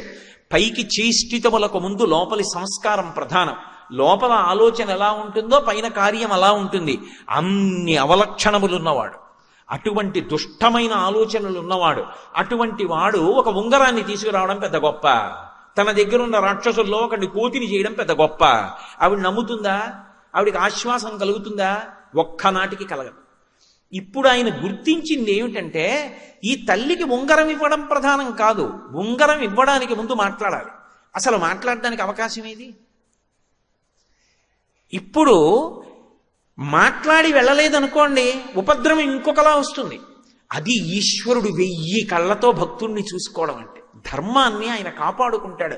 అందుకు కదా హనుమ అంతటి వారు నిర్వేదానికి లోనై శరీరం వదిలిపెట్టేస్తాను, హస్తాదానో ముఖాదానో నియతో వృక్షమూలిక వానప్రస్థో గమిష్యామి దృష్ట్వా జనకాత్మజాం, నేను ఇక్కడే ఉండి శరీరం వదిలేస్తానంటే అకస్మాత్తుగా ఆయనకు ఆలోచన వచ్చింది. వినాశే బహవో దోషాః జీవన్ భద్రాణి పశ్యతి.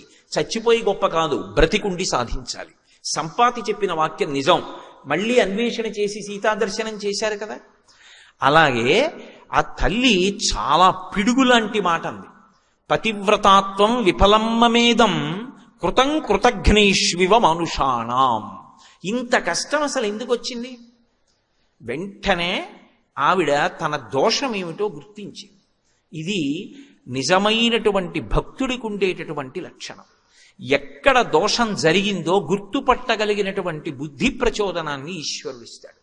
ఆవిడంది, నూనం సకాలో మృగరూపధారీ మామల్ప భాగ్యాం లులుభే తదానీ యత్రార్యపుత్రా విసర్జ్యమూఢా రామానుజం లక్ష్మణపూర్వజంచ.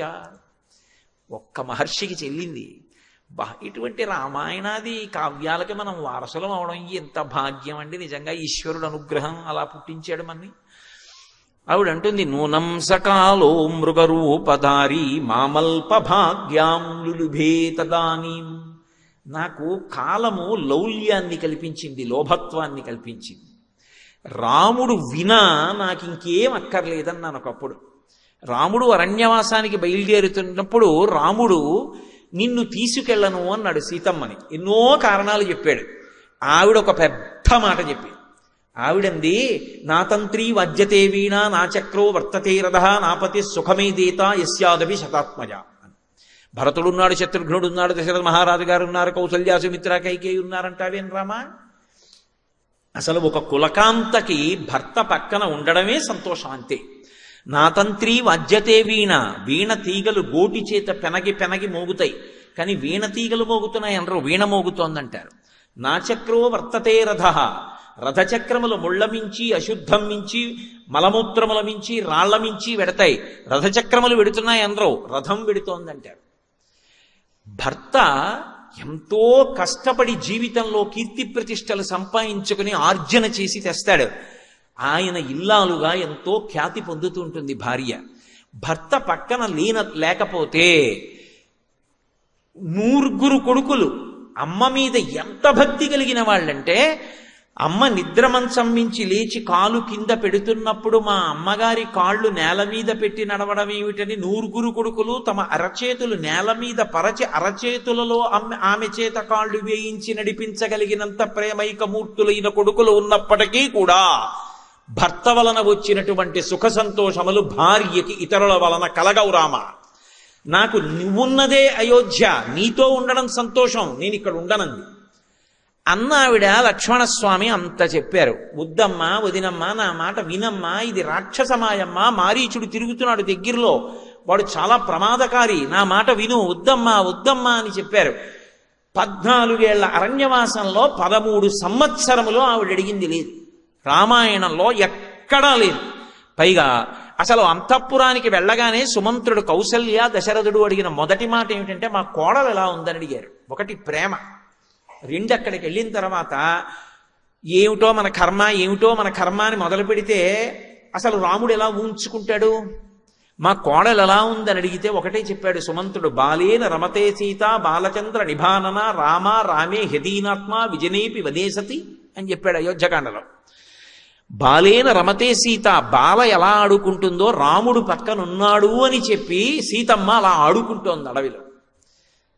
తండ్రి చిన్న పిల్లల్ని ఏదో ఓ పార్క్కి తీసుకెళ్ళాడు అనుకోండి, నాన్నగారు అక్కడ కూర్చుంటే పిల్లలు ఆడుకుంటుంటారు, ఆడుకుంటూ ఇలా చూసుకుంటూ ఉంటారు. నాన్నగారు కనపడలేదనుకోండి, అక్కడ ఒక్కసారి ఆట ఆపేసి నాన్నగారండి ఏడుస్తూ వచ్చేస్తారు. బాలేన రమతే సీత బాలచంద్ర నిభానన, సీతమ్మ అలా ఎందుకు ఆడుకుంటోందో తెలుసా, రాముడు ఉన్నాడు కాబట్టి. భౌతికంలో అంతఃపురం లేదు, ఐశ్వర్యం లేదు, రాముడు ఉన్నాడు చాలా ఆవిడికి. అంతటి మహాపతివ్రత నూనం సకాలో మృగరూపధారి మామల్ప భాగ్యాం లులుభే తదానీం. 13 ఏళ్లు ఓపిక పట్టిన దాన్ని 14వ ఏడు ప్రారంభంలో జింక మీద కోరికుట్టిందా. వద్దమ్మా వద్దమ్మా వద్దమ్మా తల కొట్టుకున్నాడా లక్ష్మణస్వామి. కాదు, జింకని తేకపోతే చర్మం అన్నా కావాలన్నానా. నా మాట విని రాముడు వెళ్ళిపోయాడు. ఆయన తప్పేముంది, నేనంత హఠం చేస్తే వద్దు జింకని, ఇప్పుడు దాని వెంట వెళ్ళడం కష్టం అంటే ఏమో తర్వాత మాట ఏముందునో అన్నా తప్పే ఉంది. స్వాతంత్ర్యం ఉండదు మరి భార్యాభర్తల మధ్య. భార్యకి కోపం వచ్చిందనుకోండి ఎవరినంటుంది. అన్నీ నమ్ముకుని ఆయనే అన్నీ నమ్ముకుని వచ్చినటువంటి భార్య చాలా చిరాకు వచ్చిందనుకోండి భర్తనే అంటుంది, నా కర్మ మిమ్మల్ని కట్టుకోవడం అంటుంది. వెంటనే గుండెలు బాధేసుకోకూడదు. ఎంత పిచ్చో, అన్నీ నేనే కదూ, నన్ను కాకపోతే ఎవరినంటుంది అని చిన్న నవ్వు నవ్వి సేద తీర్చినవాడు భర్త. వెంటనే దాని వాక్యార్థం తీసుకుని మూతి తిప్పుకుంటే భర్త ఎందుకు అవుతాడు? భర్తృత్వానికి అర్హత లేనివాడు అవుతాడు. వయస్సు వచ్చిందేమో కానీ భర్త స్థానంలో కూర్చోవడానికి అర్హత పొందినవాడు కాడు, ఇంకా పరిణతి పొందలేదని గుర్తు. నేను అందుకే అన్న దాంపత్యం అంటే రామాయణంలోంచి చదివి నేర్చుకోవాలి అసలు. కాబట్టి ఆ తల్లి స్వతంత్రంగా అడగదు. మరి అడిగింది జింక చర్మం తెమ్మని, మంచి విలుకాడు కదా అని. ఒకవేళ తేకపోతే అది ఒకటి ఇంతోటి జింకని కొట్టడం మీకు పెద్ద కష్టమా? ఇంతలోనే రాక్షసులు ఎత్తుకుపోతారా నన్ను? లక్ష్మణస్వామి లేడా? మీకు వినపడదా? మీరు రారా? మీరు ఎక్కడ నిలబడి బాణం వేయలేరు అని అడగదావిడే. అందుకని ఆయన వెళ్ళాడు. నేనేనా పంపించింది? ఇప్పుడు ఆవిడ అంతరాత్మ పరిశీలనం చేసుకుంటాను. పరిశీలనం చేసుకుని నూనం సకాలో మృగరూపధారి, కాలమే మృగరూపంలో వచ్చింది, నేను అల్పభాగ్యం ఉన్నదాన్ని అని నాకు గుర్తు చేయడానికి. రాముడితో గడిపింది అల్పభాగ్యం. ఎందుకో తెలుసా? సంతోషంగా ఉన్న కాలం చాలా సరదాగా వెళ్ళిపోతుంది, ఇట్టే అయిపోతాయి రోజులు. చాలా కష్టపడ్డ రోజులు భారంగా పెడతాయి, కాలం దొరలనట్లుగా అనిపిస్తుంది. అబ్బా ఏమిటో అసలు నడవట్లేదు కాలం అనిపించేస్తుంది. ఆ మనసులో కష్టం ఉంటే అది 13 ఏళ్ళు ఆవిడ అనుభవించింది. 14వ ఏడు పూర్తవలేదు, 10 నెలలే అయింది. కానీ అది అల్పభాగ్యం అంటుంది. ఎందుకని 10 నెలల కష్టం ఆవిడికి ఎంత తప్పు చేసేసిందో గుర్తొస్తుంది. మా అల్పభాగ్యం లులుభే తదానీం, ఆ కాలం నన్ను లోభపెట్టేసింది. ఆ ప్రత్యేకమైన సమయం ఉందే, ఆ కాలము ఈశ్వర స్వరూపం. కాలోహి బలవాన్ కర్త సతతం సుఖ దుఃఖయో నరాణాం పరతంత్రాణం పుణ్యపాపానుయోగత అంటాడు వ్యాసుడు దేవీ భాగవతంలో. కాలమే పుణ్యపాపములకు ఫలితాన్ని సుఖదుఖాల రూపంలో ఇవ్వవలసి వచ్చినప్పుడు ఆ క్షణంలో ఆ దుఃఖం పొందడానికి అనువైనటువంటి కార్యం చెయ్యి అని చెప్పి ప్రకోపింపచేసి బుద్ధిని తప్పు చేయిస్తుంది, లేదా తప్పుగా 10 మందికి కనపడే పని చేయిస్తుంది.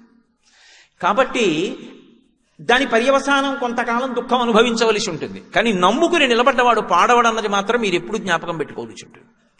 కాబట్టి లులుభే తథానీం యత్రార్యపుత్ర విసర్జమూఢా, ఎంత అద్భుతంగా చెప్తోందో చూడండి. మూఢురాలనై ఆర్యపుత్రుణ్ణి విడిచిపెట్టేశాను. అయితే నేను రాముణ్ణి అలా పంపినా నేను రాముడికి దూరం కాను. నేను అరణ్యవాసానికి, అసలు ఈ లంకాపట్టణానికి వచ్చేటటువంటి అవకాశం లేదు. ఎందుకంటే నేను రాముణ్ణి పంపానేమో కానీ రాముడు నన్ను వదిలి వెళ్ళలేదు. నేను ఎప్పుడూ తన సొత్తుగా ఉండడానికి తగిన ఏర్పాటు ఆయన చేసే వెళ్ళాడు. ఆయన కూడా కొంచెం నా గురించి ఆలోచించి ఉండవలసింది అన్న మాటకి అవకాశం రాముడు ఇవ్వలేదు. అది ఎంత ఒత్తిడిలో ఉన్నా తన ధర్మం తాను చూస్తాడు. భర్తృధర్మం నిర్వర్తించాడు. లక్ష్మణస్వామి చెప్పాడు కదా, మాట వినడం అంత గొప్పది. మనిషికి జీవితంలో అన్నిటికన్నా వరం ఏమిటంటే మాట వినగలిగినటువంటి లక్షణం. తనకి తెలియకపోవడం తప్పు కాదు, కానీ ఒకరు చెప్తే వినకపోతే మాత్రం చాలా భయంకరమైనటువంటి దోషం. అందుకే మారీచుడు అరణ్యకాండలో రావణాసురుడితో మాట్లాడుతూ ఒక మాట అంటాడు, ఒరేయ్ నాయనా, ప్రియంగా మాట్లాడేవాళ్ళు లోకంలో ఎక్కడికి వెళ్ళినా దొరుకుతారు, కానీ పైకి ప్రియంగా లేకపోయినా మన అభ్యున్నతి కొరకు కఠినంగానైనా మాట్లాడేవాడు కోట్ల మందిలో ఎవడో ఒక్కడే ఉంటాడు. వాడి మాటని సందేశాత్మకంగా తీసుకోవాలి తప్ప ఆయన కోపంగా మాట్లాడాడని చెప్పి వెంటనే ఆయన మీద తిరగబడిపోవడం గొప్ప విషయం కాదు. సులభాః పురుషారాజన్ సతతం ప్రియవాదినః అప్రియస్యతు పథ్యస్య వక్తా శ్రోతా చ దుర్లభః. కఠినంగా మాట్లాడినా మంచి చెప్పగలిగిన వాడు దొరికితే, కఠినంగా మాట్లాడినా ఆయన చెప్పిన దాంట్లో సత్యం ఉంది అని అంగీకరించగలిగిన శ్రోత దొరికితే అదే క్షేత్రం, అది అజరామరం, అది అద్భుతం. కానీ లోకంలో అలా చెప్పే వక్త దొరకడు, ఒకవేళ అలా చెప్పేవాడున్నా వినే శ్రోత దొరకడు అని నేను చెప్తే నీ తలకెక్కట్లేదని ఆ రోజు చెప్పాడు మారీచుడు రావణాసురుడితో. నేను ఆ రోజున లక్ష్మణస్వామి చెప్పిన మాట విని రాముణ్ణి పంపా, నేను తప్పు చేశా, రాముడు తన ధర్మం తప్పల. అంత ఒత్తిడిలో వెడుతున్నా ఏమో లక్ష్మణస్వామి చెప్తున్నాడు, నేను వెళ్ళాక ఎవరైనా రాక్షసులు వస్తే లక్ష్మణస్వామిని తీసుకెళ్ళలా, నువ్వు రావడానికి వీల్లేదు, నువ్వు కదలడానికి వీల్లేదు ఇక్కడి నుంచి, మళ్ళీ నేను తిరిగొచ్చే పర్యంతం వదిన యొక్క రక్షణ కర్తవ్యాన్ని నీ మీద పెడుతున్నానని చెప్పి లక్ష్మణస్వామికి ఆజ్ఞ ఇచ్చి వెళ్ళాడు. అక్కడ లక్ష్మణస్వామి తన కర్తవ్యాన్ని విస్మరించలా, అలాగే నిలబడ్డాడు. లక్ష్మణస్వామి అక్కడ అలాగే ఉండుంటే రావణుడు అసలు రాగలడా? లక్ష్మణుణ్ణి కూడా ఎవరు పంపించారు? నేను పంపించాను. నేనంటే ఎవరు? సీతమ్మ. ఎలా పంపించింది? లులుభేత దానీం, కాలము మభ్య పెట్టింది కదా నన్ను. ఆ సమయంలో ఆ మృగం కోసం రాముడు ఎడితే మృగం అరిచింది, హా లక్ష్మణ హా సీత అంది రాముడి కంఠంతో. వెంటనే ఏమన్నాను, లక్ష్మణ వెళ్ళన్నాను. అప్పుడు లక్ష్మణుడేమన్నాడు, వద్దు వదిన, నా మాట విను, దేవతలందరూ కట్టుకుని వచ్చినా రాముడిని ఏం చేయలేరు, రాముడు వస్తాడు, నా మాట నమ్మమ్మా అని తలకొట్టుకున్నాడు. నేనేమన్నాను చటుక్కుని, వెళ్ళు వెళ్ళు వెళ్ళు అని పోరినా లక్ష్మణస్వామి వెళ్ళలేదని చటుక్కనొక్క మాట అన్నాను. రామాయణంలో సుందరకాండ సౌందర్యం వాగ్వైభవం. కోట్ల శతఘ్నులు సాధించలేనిది ఒక్క మాట చేత సాధించేయచ్చు. ఒక్క మాట ఎంతమంది మనసుల్ని ఎలాగైనా మార్చేస్తుంది. అది మాట్లాడేవాడు ఎందుకు మాట్లాడుతున్నాడన్నది కాలం తర్వాత నిర్ణయించాలంతే. కాబట్టి లక్ష్మణస్వామి వెళ్ళడు, కానీ సీతమ్మేమంది, సుదుష్టత్వం వనేరామ మేకమేకోను గచ్చసి మమ హేతోః ప్రతిచ్ఛన్నః ప్రయుక్తో భరతేనవా. అరణ్యకాండ. లక్ష్మణస్వామి వెళ్ళకపోతే నాకిప్పుడు అర్థమవుతోంది, లక్ష్మణ, భరతుడు రాజ్యాన్ని తీసేసుకున్నాడు, తన అమ్మ కైకమ్మ ద్వారా అడిగించాడు. నవపంచచ వర్షాణి దండకారణ్యమాశ్రితః క్షీరాజన జటాధారీ రామో భవతు తాపసః అభిషేక సమారంభో రాఘవస్యోపకల్ప్యతాం అనేనైవాభిషేకేన భరతోమభిషిచ్యతాం. అయోధ్యకాండ. అడిగింది కైకమ్మ 2 వరాలు. 14 ఏళ్లు రాముడు అరణ్యవాసానికి వెళ్ళాలి, భరతుడికి ఇదే ముహూర్తానికి పట్టాభిషేకం చేయాలి. నక్షత్రాలు ఒకటి కావు, ముహూర్తం ఎలా సరిపోతుంది? ఆలస్యమైతే రాముడికి దక్కుతుందేమో, చేసేయమంది. రాముణ్ణి అరణ్యవాసానికి పంపింది. ఒకడు ఎక్కడో ఉండి రహస్యంగా రాజ్యం కొట్టేశాడు. అక్కడే ఉన్నవాడు రాజ్యం పోయినా నన్ను చూసుకు మీ అన్న బతుకుతాడు, మీ అన్నకి నేను శాంతిస్థానం. ఇది భార్యాస్థానం అంటే. ఎన్ని కష్టాలు వచ్చినా భార్య మీకు ఎందుకండి, మీరు నమ్ముకున్న ఈశ్వరుడు లేడా అని ఒక్క మాట అంటే పురుషుడు నిలదొక్కుంటాడు. సీతమ్మ శాంతిస్థానం, అది పోతే తప్ప రాముడు పడ్డం. కాబట్టి సీతమ్మ వెళ్ళిపోవాలంటే నీవు నా మీద కన్నేశావు, ఎప్పటి నుంచో నన్ను నువ్వు అనుభవించాలని చూస్తున్నావు, అందుకని భరతుడు నిన్ను పంపాడు. మీ ఇద్దరు కూడబలుక్కున్నారు. ప్రయుక్తో భరతేనవా, ఆయన రాజ్యం తీసేసుకున్నాడు, నువ్వు నా కోసం వచ్చావు. మీ అన్న అరిచాడు, నువ్వు వెళ్ళవు, నాకు తెలుసు. ఎందుకంటే ఆపదొచ్చి రాముడు పడిపోవాలి. పడిపోతే నన్ను నువ్వు పొందుదామని చూస్తున్నావు, నా ప్రాణాలు పోయినా నీకు భార్యని కానంది. ఈ మాట విన్నాడు లక్ష్మణస్వామి. అమ్మాయి ఇంకా విననమ్మా, నేను బయలుదేరిపోతున్నానని వెళ్ళిపోయాడు. పాము ఎలా వెళ్ళిపోతుందో అలా ముక్కుతూ మూల్గుతూ ఏడుస్తూ కళ్ళు తుడుచుకుంటూ వెళ్ళిపోయాడు. వెళ్ళిపోతే ఏమైంది? లక్ష్మణస్వామి వెళ్ళాడు. లక్ష్మణస్వామికి రాముడికి కూడా దూరం అయిపోయాడు. మాట కదు కొట్టేసింది దెబ్బ నన్ను. ఒక్క మాట ఎంత ఇబ్బంది పెట్టింది. అది దానికి నేపథ్యం ఏమిటి? ఇంత కష్టాలు పడ్డానికి కాలం నాకు మోహాన్ని లోభాన్ని కుదిర్చింది. ఒక మృగమునందు ఒక జింక ఏం చేసుకుంటాను ఇప్పుడు? ఆ జింక కాదు 1000 జింకలు అటువంటివి తెచ్చిస్తే నాకు ఆనందం ఉందా? ప్రమదావనంలోనే పెట్టాడు, అక్కడ తిరుగుతుంటాయి 7 జింకలు. ఏమి సంతోషం పొందుతాను? రాముడే కావాలి రాముడే కావాలన్న దాన్ని రాముణ్ణి జింక కోసం పంపి ఒక్క 5 నిమిషాలు ఓర్చకుండా అంత సేవ చేశాడే.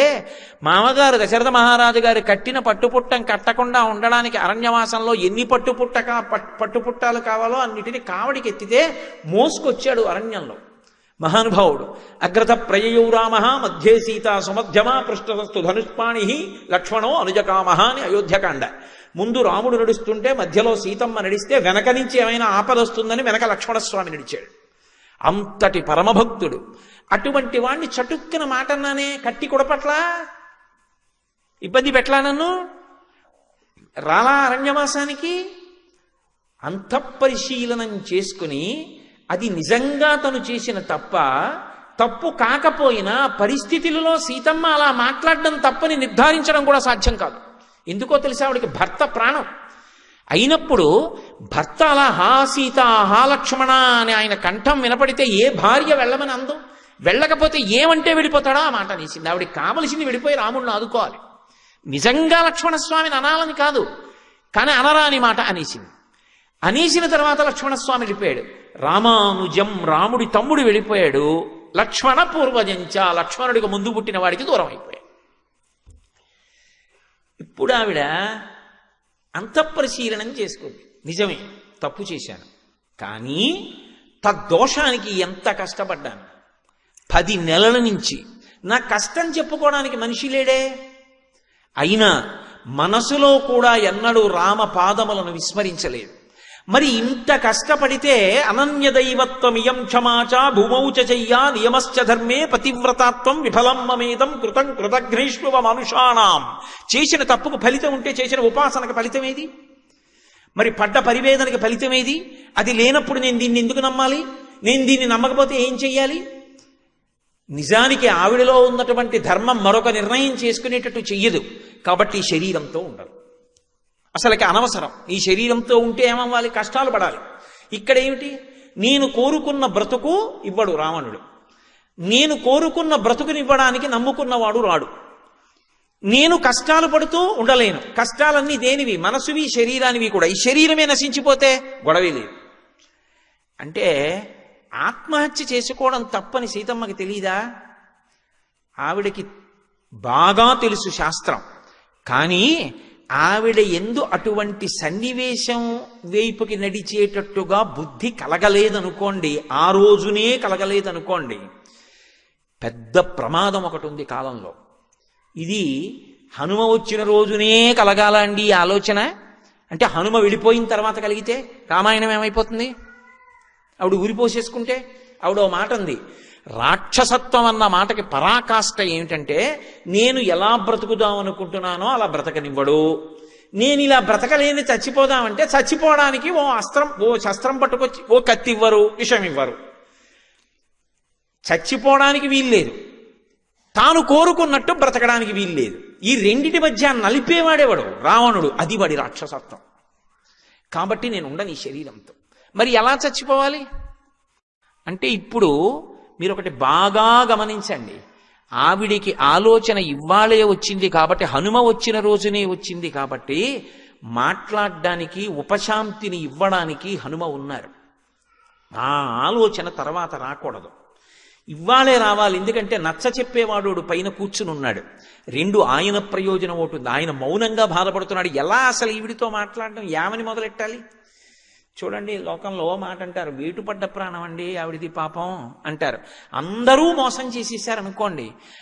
నేను ఈ మాట అంటే నాకు ఒక విషయం జ్ఞాపకం వస్తుంటుంది. సాధారణంగా మా ఇంటికి ఏదో పాపం నా మీద గౌరవంతోటో ప్రేమ చేతో నన్ను చూడ్డానికి వస్తూ ఉంటారు చాలామంది. అదేం నేను గొప్పగా చెప్పుకోవట్లేదు సుమండి, వాళ్ళ గొప్పతనం అది.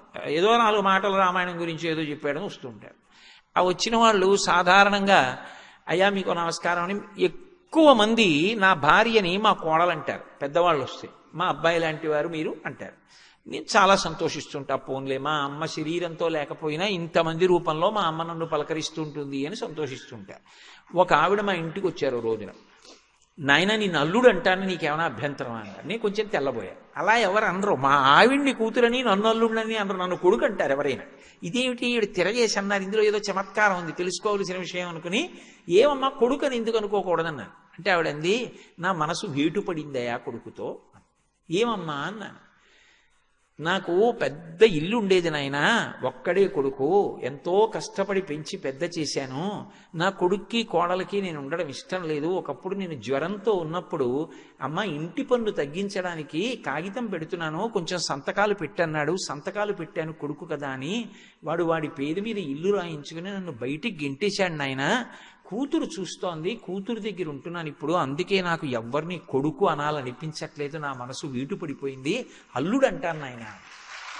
నేను తెల్లబోయాను, అసలు నాకు నోట మాట రాలేదు, ఇలా కూడా ఉంటుందా ప్రపంచకంలోనూ అని. వేటు పడిపోయిందంటారు. అంటే మోసం మీద మోసం, మోసం మీద మోసం చేస్తున్నారనుకోండి, అది ఎవరిని చూసినా నమ్మరు. ఇప్పుడు ఆవిడ మనస్థితి హనుమ గమనించారు. ఈవిడ ఎవరిని నమ్మే స్థితిలో లేదు. ఎవరైనా రావణాసురుడే అలా వచ్చాడేమో, ఎందుకంటే ఎవరిని చూస్తే మనం నమ్మి తీరుతామో లోకంలో, అది కాషాయ వస్త్రం. కాషాయ వస్త్రం అంటే నకర్మణాన ప్రజయా ధనీన త్యాగే నైకే అమృతత్వమానసహు. అటువంటి కాషాయం బట్ట కట్టుకున్న వ్యక్తి కనపడితే ఈయన వలన మనకి ఏ అపకారం ఉండదో అని వెంటనే నమ్ముతాం. ఈ దేశానికి ఉన్న గొప్పతనం అది. అటువంటిది కాషాయం బట్ట కట్టుకుని వచ్చి అపహరించాడు ఆవిడ, పరివ్రాజకుడిగా వచ్చి అపహరించాడు. ఇప్పుడు ఆవిడ మనసు ఎంత వేటు పడిపోయి ఉంటుంటుంది. పైగా అసలు మాట్లాడడానికి మనిషి లేడు, ఆ పిరికితనం ఎంత ఎక్కువైపోయి ఉంటుంది. రామకథా సౌందర్యంగా ఆలోచించండి. ఆవిడ లోకమాత, ఆవిడ లక్ష్మీదేవి, ఆవిడ లలితాదేవి, అవి కాసేపు పక్కన పెట్టండి. రామకథా సౌందర్యంగా ఆలోచించండి. ఇప్పుడు ఇవాళ నేను వెళ్ళిపోతే రేపొద్దున్న ఎప్పుడైనా ఈ ఆలోచన వస్తే, నేను మీతో అన్నాను కదా, ఆపద ఇవ్వవలసిన వాడు ఆపద రాకుండా ముందు ఆలోచించాలి, అది భగవంతుడంటే. ఆవిడికి ఇప్పుడు ఇంత పెద్ద ఆలోచన వచ్చేసింది. పతివ్రతాత్వం విఫలం మమేదం కృతం కృతఘ్నేష్వ మనుషాణం అని. ఈ ఆలోచన ఇవ్వాలే వస్తే హనుమ ఉండగా హనుమ జోక్యం చేసుకుని శాంతినిచ్చి పెడతారు. ఆ తర్వాత అటువంటి ఆలోచన రాదు. 2, హనుమకి మాట్లాడడానికో మంచి అవకాశం తనంత తాను అకస్మాత్తుగా వచ్చేస్తుంది. మాట్లాడి ఉంగరం ఇవ్వాలి తప్ప మాట్లాడకుండా చటుక్కును ఉంగరం ఇస్తే ఆవిడ నమ్మే స్థితిలో లేదన్న విషయం హనుమకు అర్థమవుతోంది. ఇది సౌందర్యం సుందరకాండలో. ఇదన్నీ మహర్షి వర్ణిస్తారా? మీరు రామాయణం చదివినప్పుడు ఇంతకన్నా ఉత్కంఠతో కూడుకున్న సన్నివేశం ఏముంటుంది నాకు చెప్పండి. అసలు అంత రసపట్టు, అబ్బా ఎంత ఉద్విగ్నత. ఆకలిసేస్తున్నా సరే భార్య భోజనం వడ్డించి మొట్టమొదటిసారి సుందరకాండ జరుగుతున్నాడు అనుకోండి, ఏమంటే వడ్డించేశానంటే ఉండు కాసేపు ఏ పర్వాలేదు దిక్కుమాల భోజనం రోజు చేసేది అని చదువుతాడు తప్ప ఆపగలడా? అంత అద్భుతమైన రచన. ఇవన్నీ ఎక్కడ మహర్షి చెప్పరు. ఆంతర విషయాలు మనం అర్థం చేసుకోవాలి. అందులో ఉన్న సౌందర్యాన్ని. ధర్మం కోసం కొట్టుకుంటున్నారు ఎవరైనా మనం ఎలా తప్పించుకుపోయి సుఖాలను భవిద్దామని ఆలోచించట్లేదు. అది సౌందర్యం. ఇప్పుడు అని ఆ తల్లి ఆలోచించింది, మరి ఎలా చచ్చిపోవడం నేను? ఆ ఆలోచన ఇవ్వాలే రావాలి. మళ్ళీ చెప్తున్నా. తర్వాత వచ్చిందనుకోండి, ఏమైనా జరగచ్చు. హనుమ జోక్యం చేసుకోవాలంటే ఇవ్వాలే. అది భగవంతుడి యొక్క నిర్ణయం. ఆయన ధర్మాన్ని కాపాడడానికి అలా ఆలోచన చెయ్యకపోతే ఈశ్వరుడు ఉన్నాడన్న నమ్మకం లోకానికి కుదరదు. కాబట్టి ఇప్పుడు ఆవిడంది, నాకు ఎటూ కత్తిచ్చేవాడు లేడు, నాకు ఎటూ విషమిచ్చేవాళ్ళు లేరు, మరి దేని చేత చచ్చిపోవాలి అంటే తనకి పొడుగైనటువంటి తన కేశపాశం తనకి గుర్తొచ్చింది. కేశపాశం గుర్తు రావడం ఎందుకు అంటే, ఇక్కడ నన్ను మీరు మన్నించవలసి ఉంటుంది. ఒక్క మాట నేను చెప్పకపోతే బాగుండదు. చెప్పడానికి నాకు మనసు నిజానికి రాదు. స్త్రీ యొక్క దీర్ఘ కేశపాశము పురుషుణ్ణి మోహింపచేస్తుంది. ఇంత దీర్ఘ కేశపాశం ఉండడం వల్లే కదూ పరపురుషుడు మోహించి నా వెంటబడ్డాడు. ఇదే నా మరణానికి కూడా కారణం కావాలి. ఇది నన్ను మానసికంగా చంపేసింది. ఎందుకంటే నోరెత్తితే ఆ మాట వాడుతుంటాడు. ఏకవేణి ధరాశయ్యాం ఝానం మలినమం బవరం, పెద్ద పొడుగైన జడుంది నీకంటూ ఉంటాడు. అది ఆవిడ మనసుకి క్లేశం. అది అనవలసింది రాముడు. వీడేవాడు. ఒక స్త్రీ సౌందర్యాన్ని ఎవడు మెచ్చుకోవాలో వాడు మెచ్చుకోవాలి తప్ప నిష్కారణంగా ఒక ఆడదాని అందాన్ని అర్థం లేకుండా అధికారం లేకుండా పొగడడం కూడా ఎంత తప్పో రామాయణం చదువుకుని అర్థమైన జాతి ఈ జాతి. అది అర్థమైతే అసలు వేరొక స్త్రీని నిష్కారణంగా పొగడడం అన్న జోలికి వెళ్ళారు. కాబట్టి ఇప్పుడు జడతోటే చచ్చిపోతాను అని సీతాధవేణ్యుద్గ్రథనం గృహీత్వా ఉద్బధ్య వేణ్యుద్గ్రథనేన శీఘ్ర అహంగమిష్యామి యమస్య మూలం ఉపస్థిత సా మృదు సర్వగాత్రి. పరమ మృదువైనటువంటి శరీరం కలిగినటువంటి తల్లి ఆ జడని పైకెత్తి పట్టుకుని జడనే ఉరితాడుగా కంఠం చుట్టూ తిప్పుకుని ఇప్పుడు అది బిగుసుకోవాలి. అందుని ముడి వేసుకుని రెండవ వైపు ముడి వేసేయాలి. ముడి వేసేసి పైకి వెళ్ళిపోతే ఆ జటయే తనకి ఉరి అయి మరణిస్తుంది. ఏ జట పరపురుషుడి యొక్క మోహానికి కారణమైందో ఆ జడతోటే శరీరం అంతమైపోవాలి. అంటే మీరొక్కటి గమనించండి, నోరు ఉంది కదా అని వదరి ఒక ఆడపిల్లతో మాట్లాడడం తేలిక, కానీ ఆ పిల్ల మనసులో ఎంత పరివేదన పడుతుందో, ఎంత భయపడుతుందో, వీడి ఇంటికి ఇలా మాట్లాడుతున్నాడని తల్లిదండ్రులకు చెప్పుకోలేక, అన్నదమ్ములకు చెప్పుకోలేక, స్నేహితులకు చెప్పుకోలేక, చదువు మీద దృష్టి పెట్టలేక ఎంత పరివేదన పొందుతుందో. ఆ హింస మనని కట్టి కొడపదా? అలా మాట్లాడచ్చా? ఆడపిల్లని చూస్తే లక్ష్మీదేవిని చూసి నీ మనసును ఎందుకు మరల్చుకోలేవు? రాముడిలా ఎందుకు బ్రతకలేవు? రామాయణ ప్రబోధం జరగకుండా పిల్లల్లో సంస్కృతి రమ్మంటే ఎక్కడి నుంచి వస్తుంది? మురుగుడు కాల్వలో నీరు త్రాగించి పాచిపోయిన అన్నం పెట్టి ఆరోగ్యంగా ఉండమంటే ఎక్కడి నుంచి వస్తుంది? ఎక్కడి నుంచి ఆరోగ్యంగా ఉంటారు? కళ్ళ ముందు కనపడకూడనివన్నీ వీధుల్లో కనపడుతుంటాయా?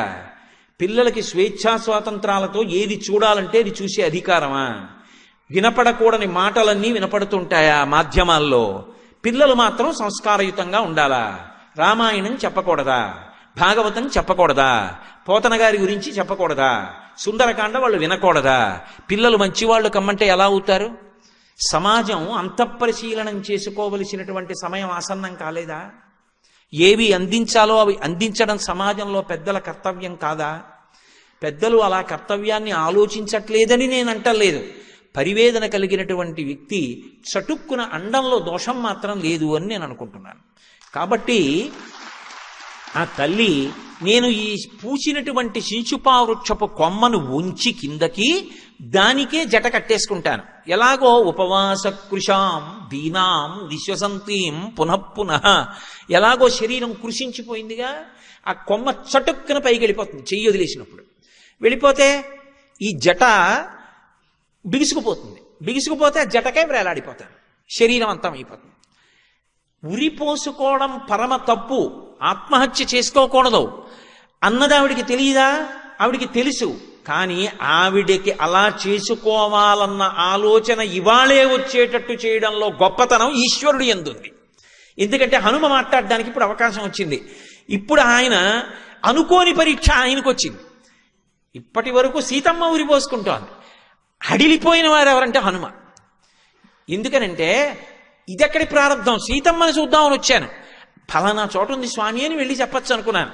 తీరా వచ్చి చూసిన తర్వాత అమ్మ బాబోయ్, ఈవిడ పాతివ్రత్యం, ఈవిడ సౌందర్యం అంటే బాహ్య సౌందర్యం కాదు, అంతఃసౌందర్యం, ఆ మహాతల్లి ఆవిడ తేజస్సు చూసి విడిచిపెట్టి వెళ్ళలేక సన్నివేశం వెనక సన్నివేశం నడిచిపోతుంటే ఆకుల చాటున అలాగే ఉండిపోయాను.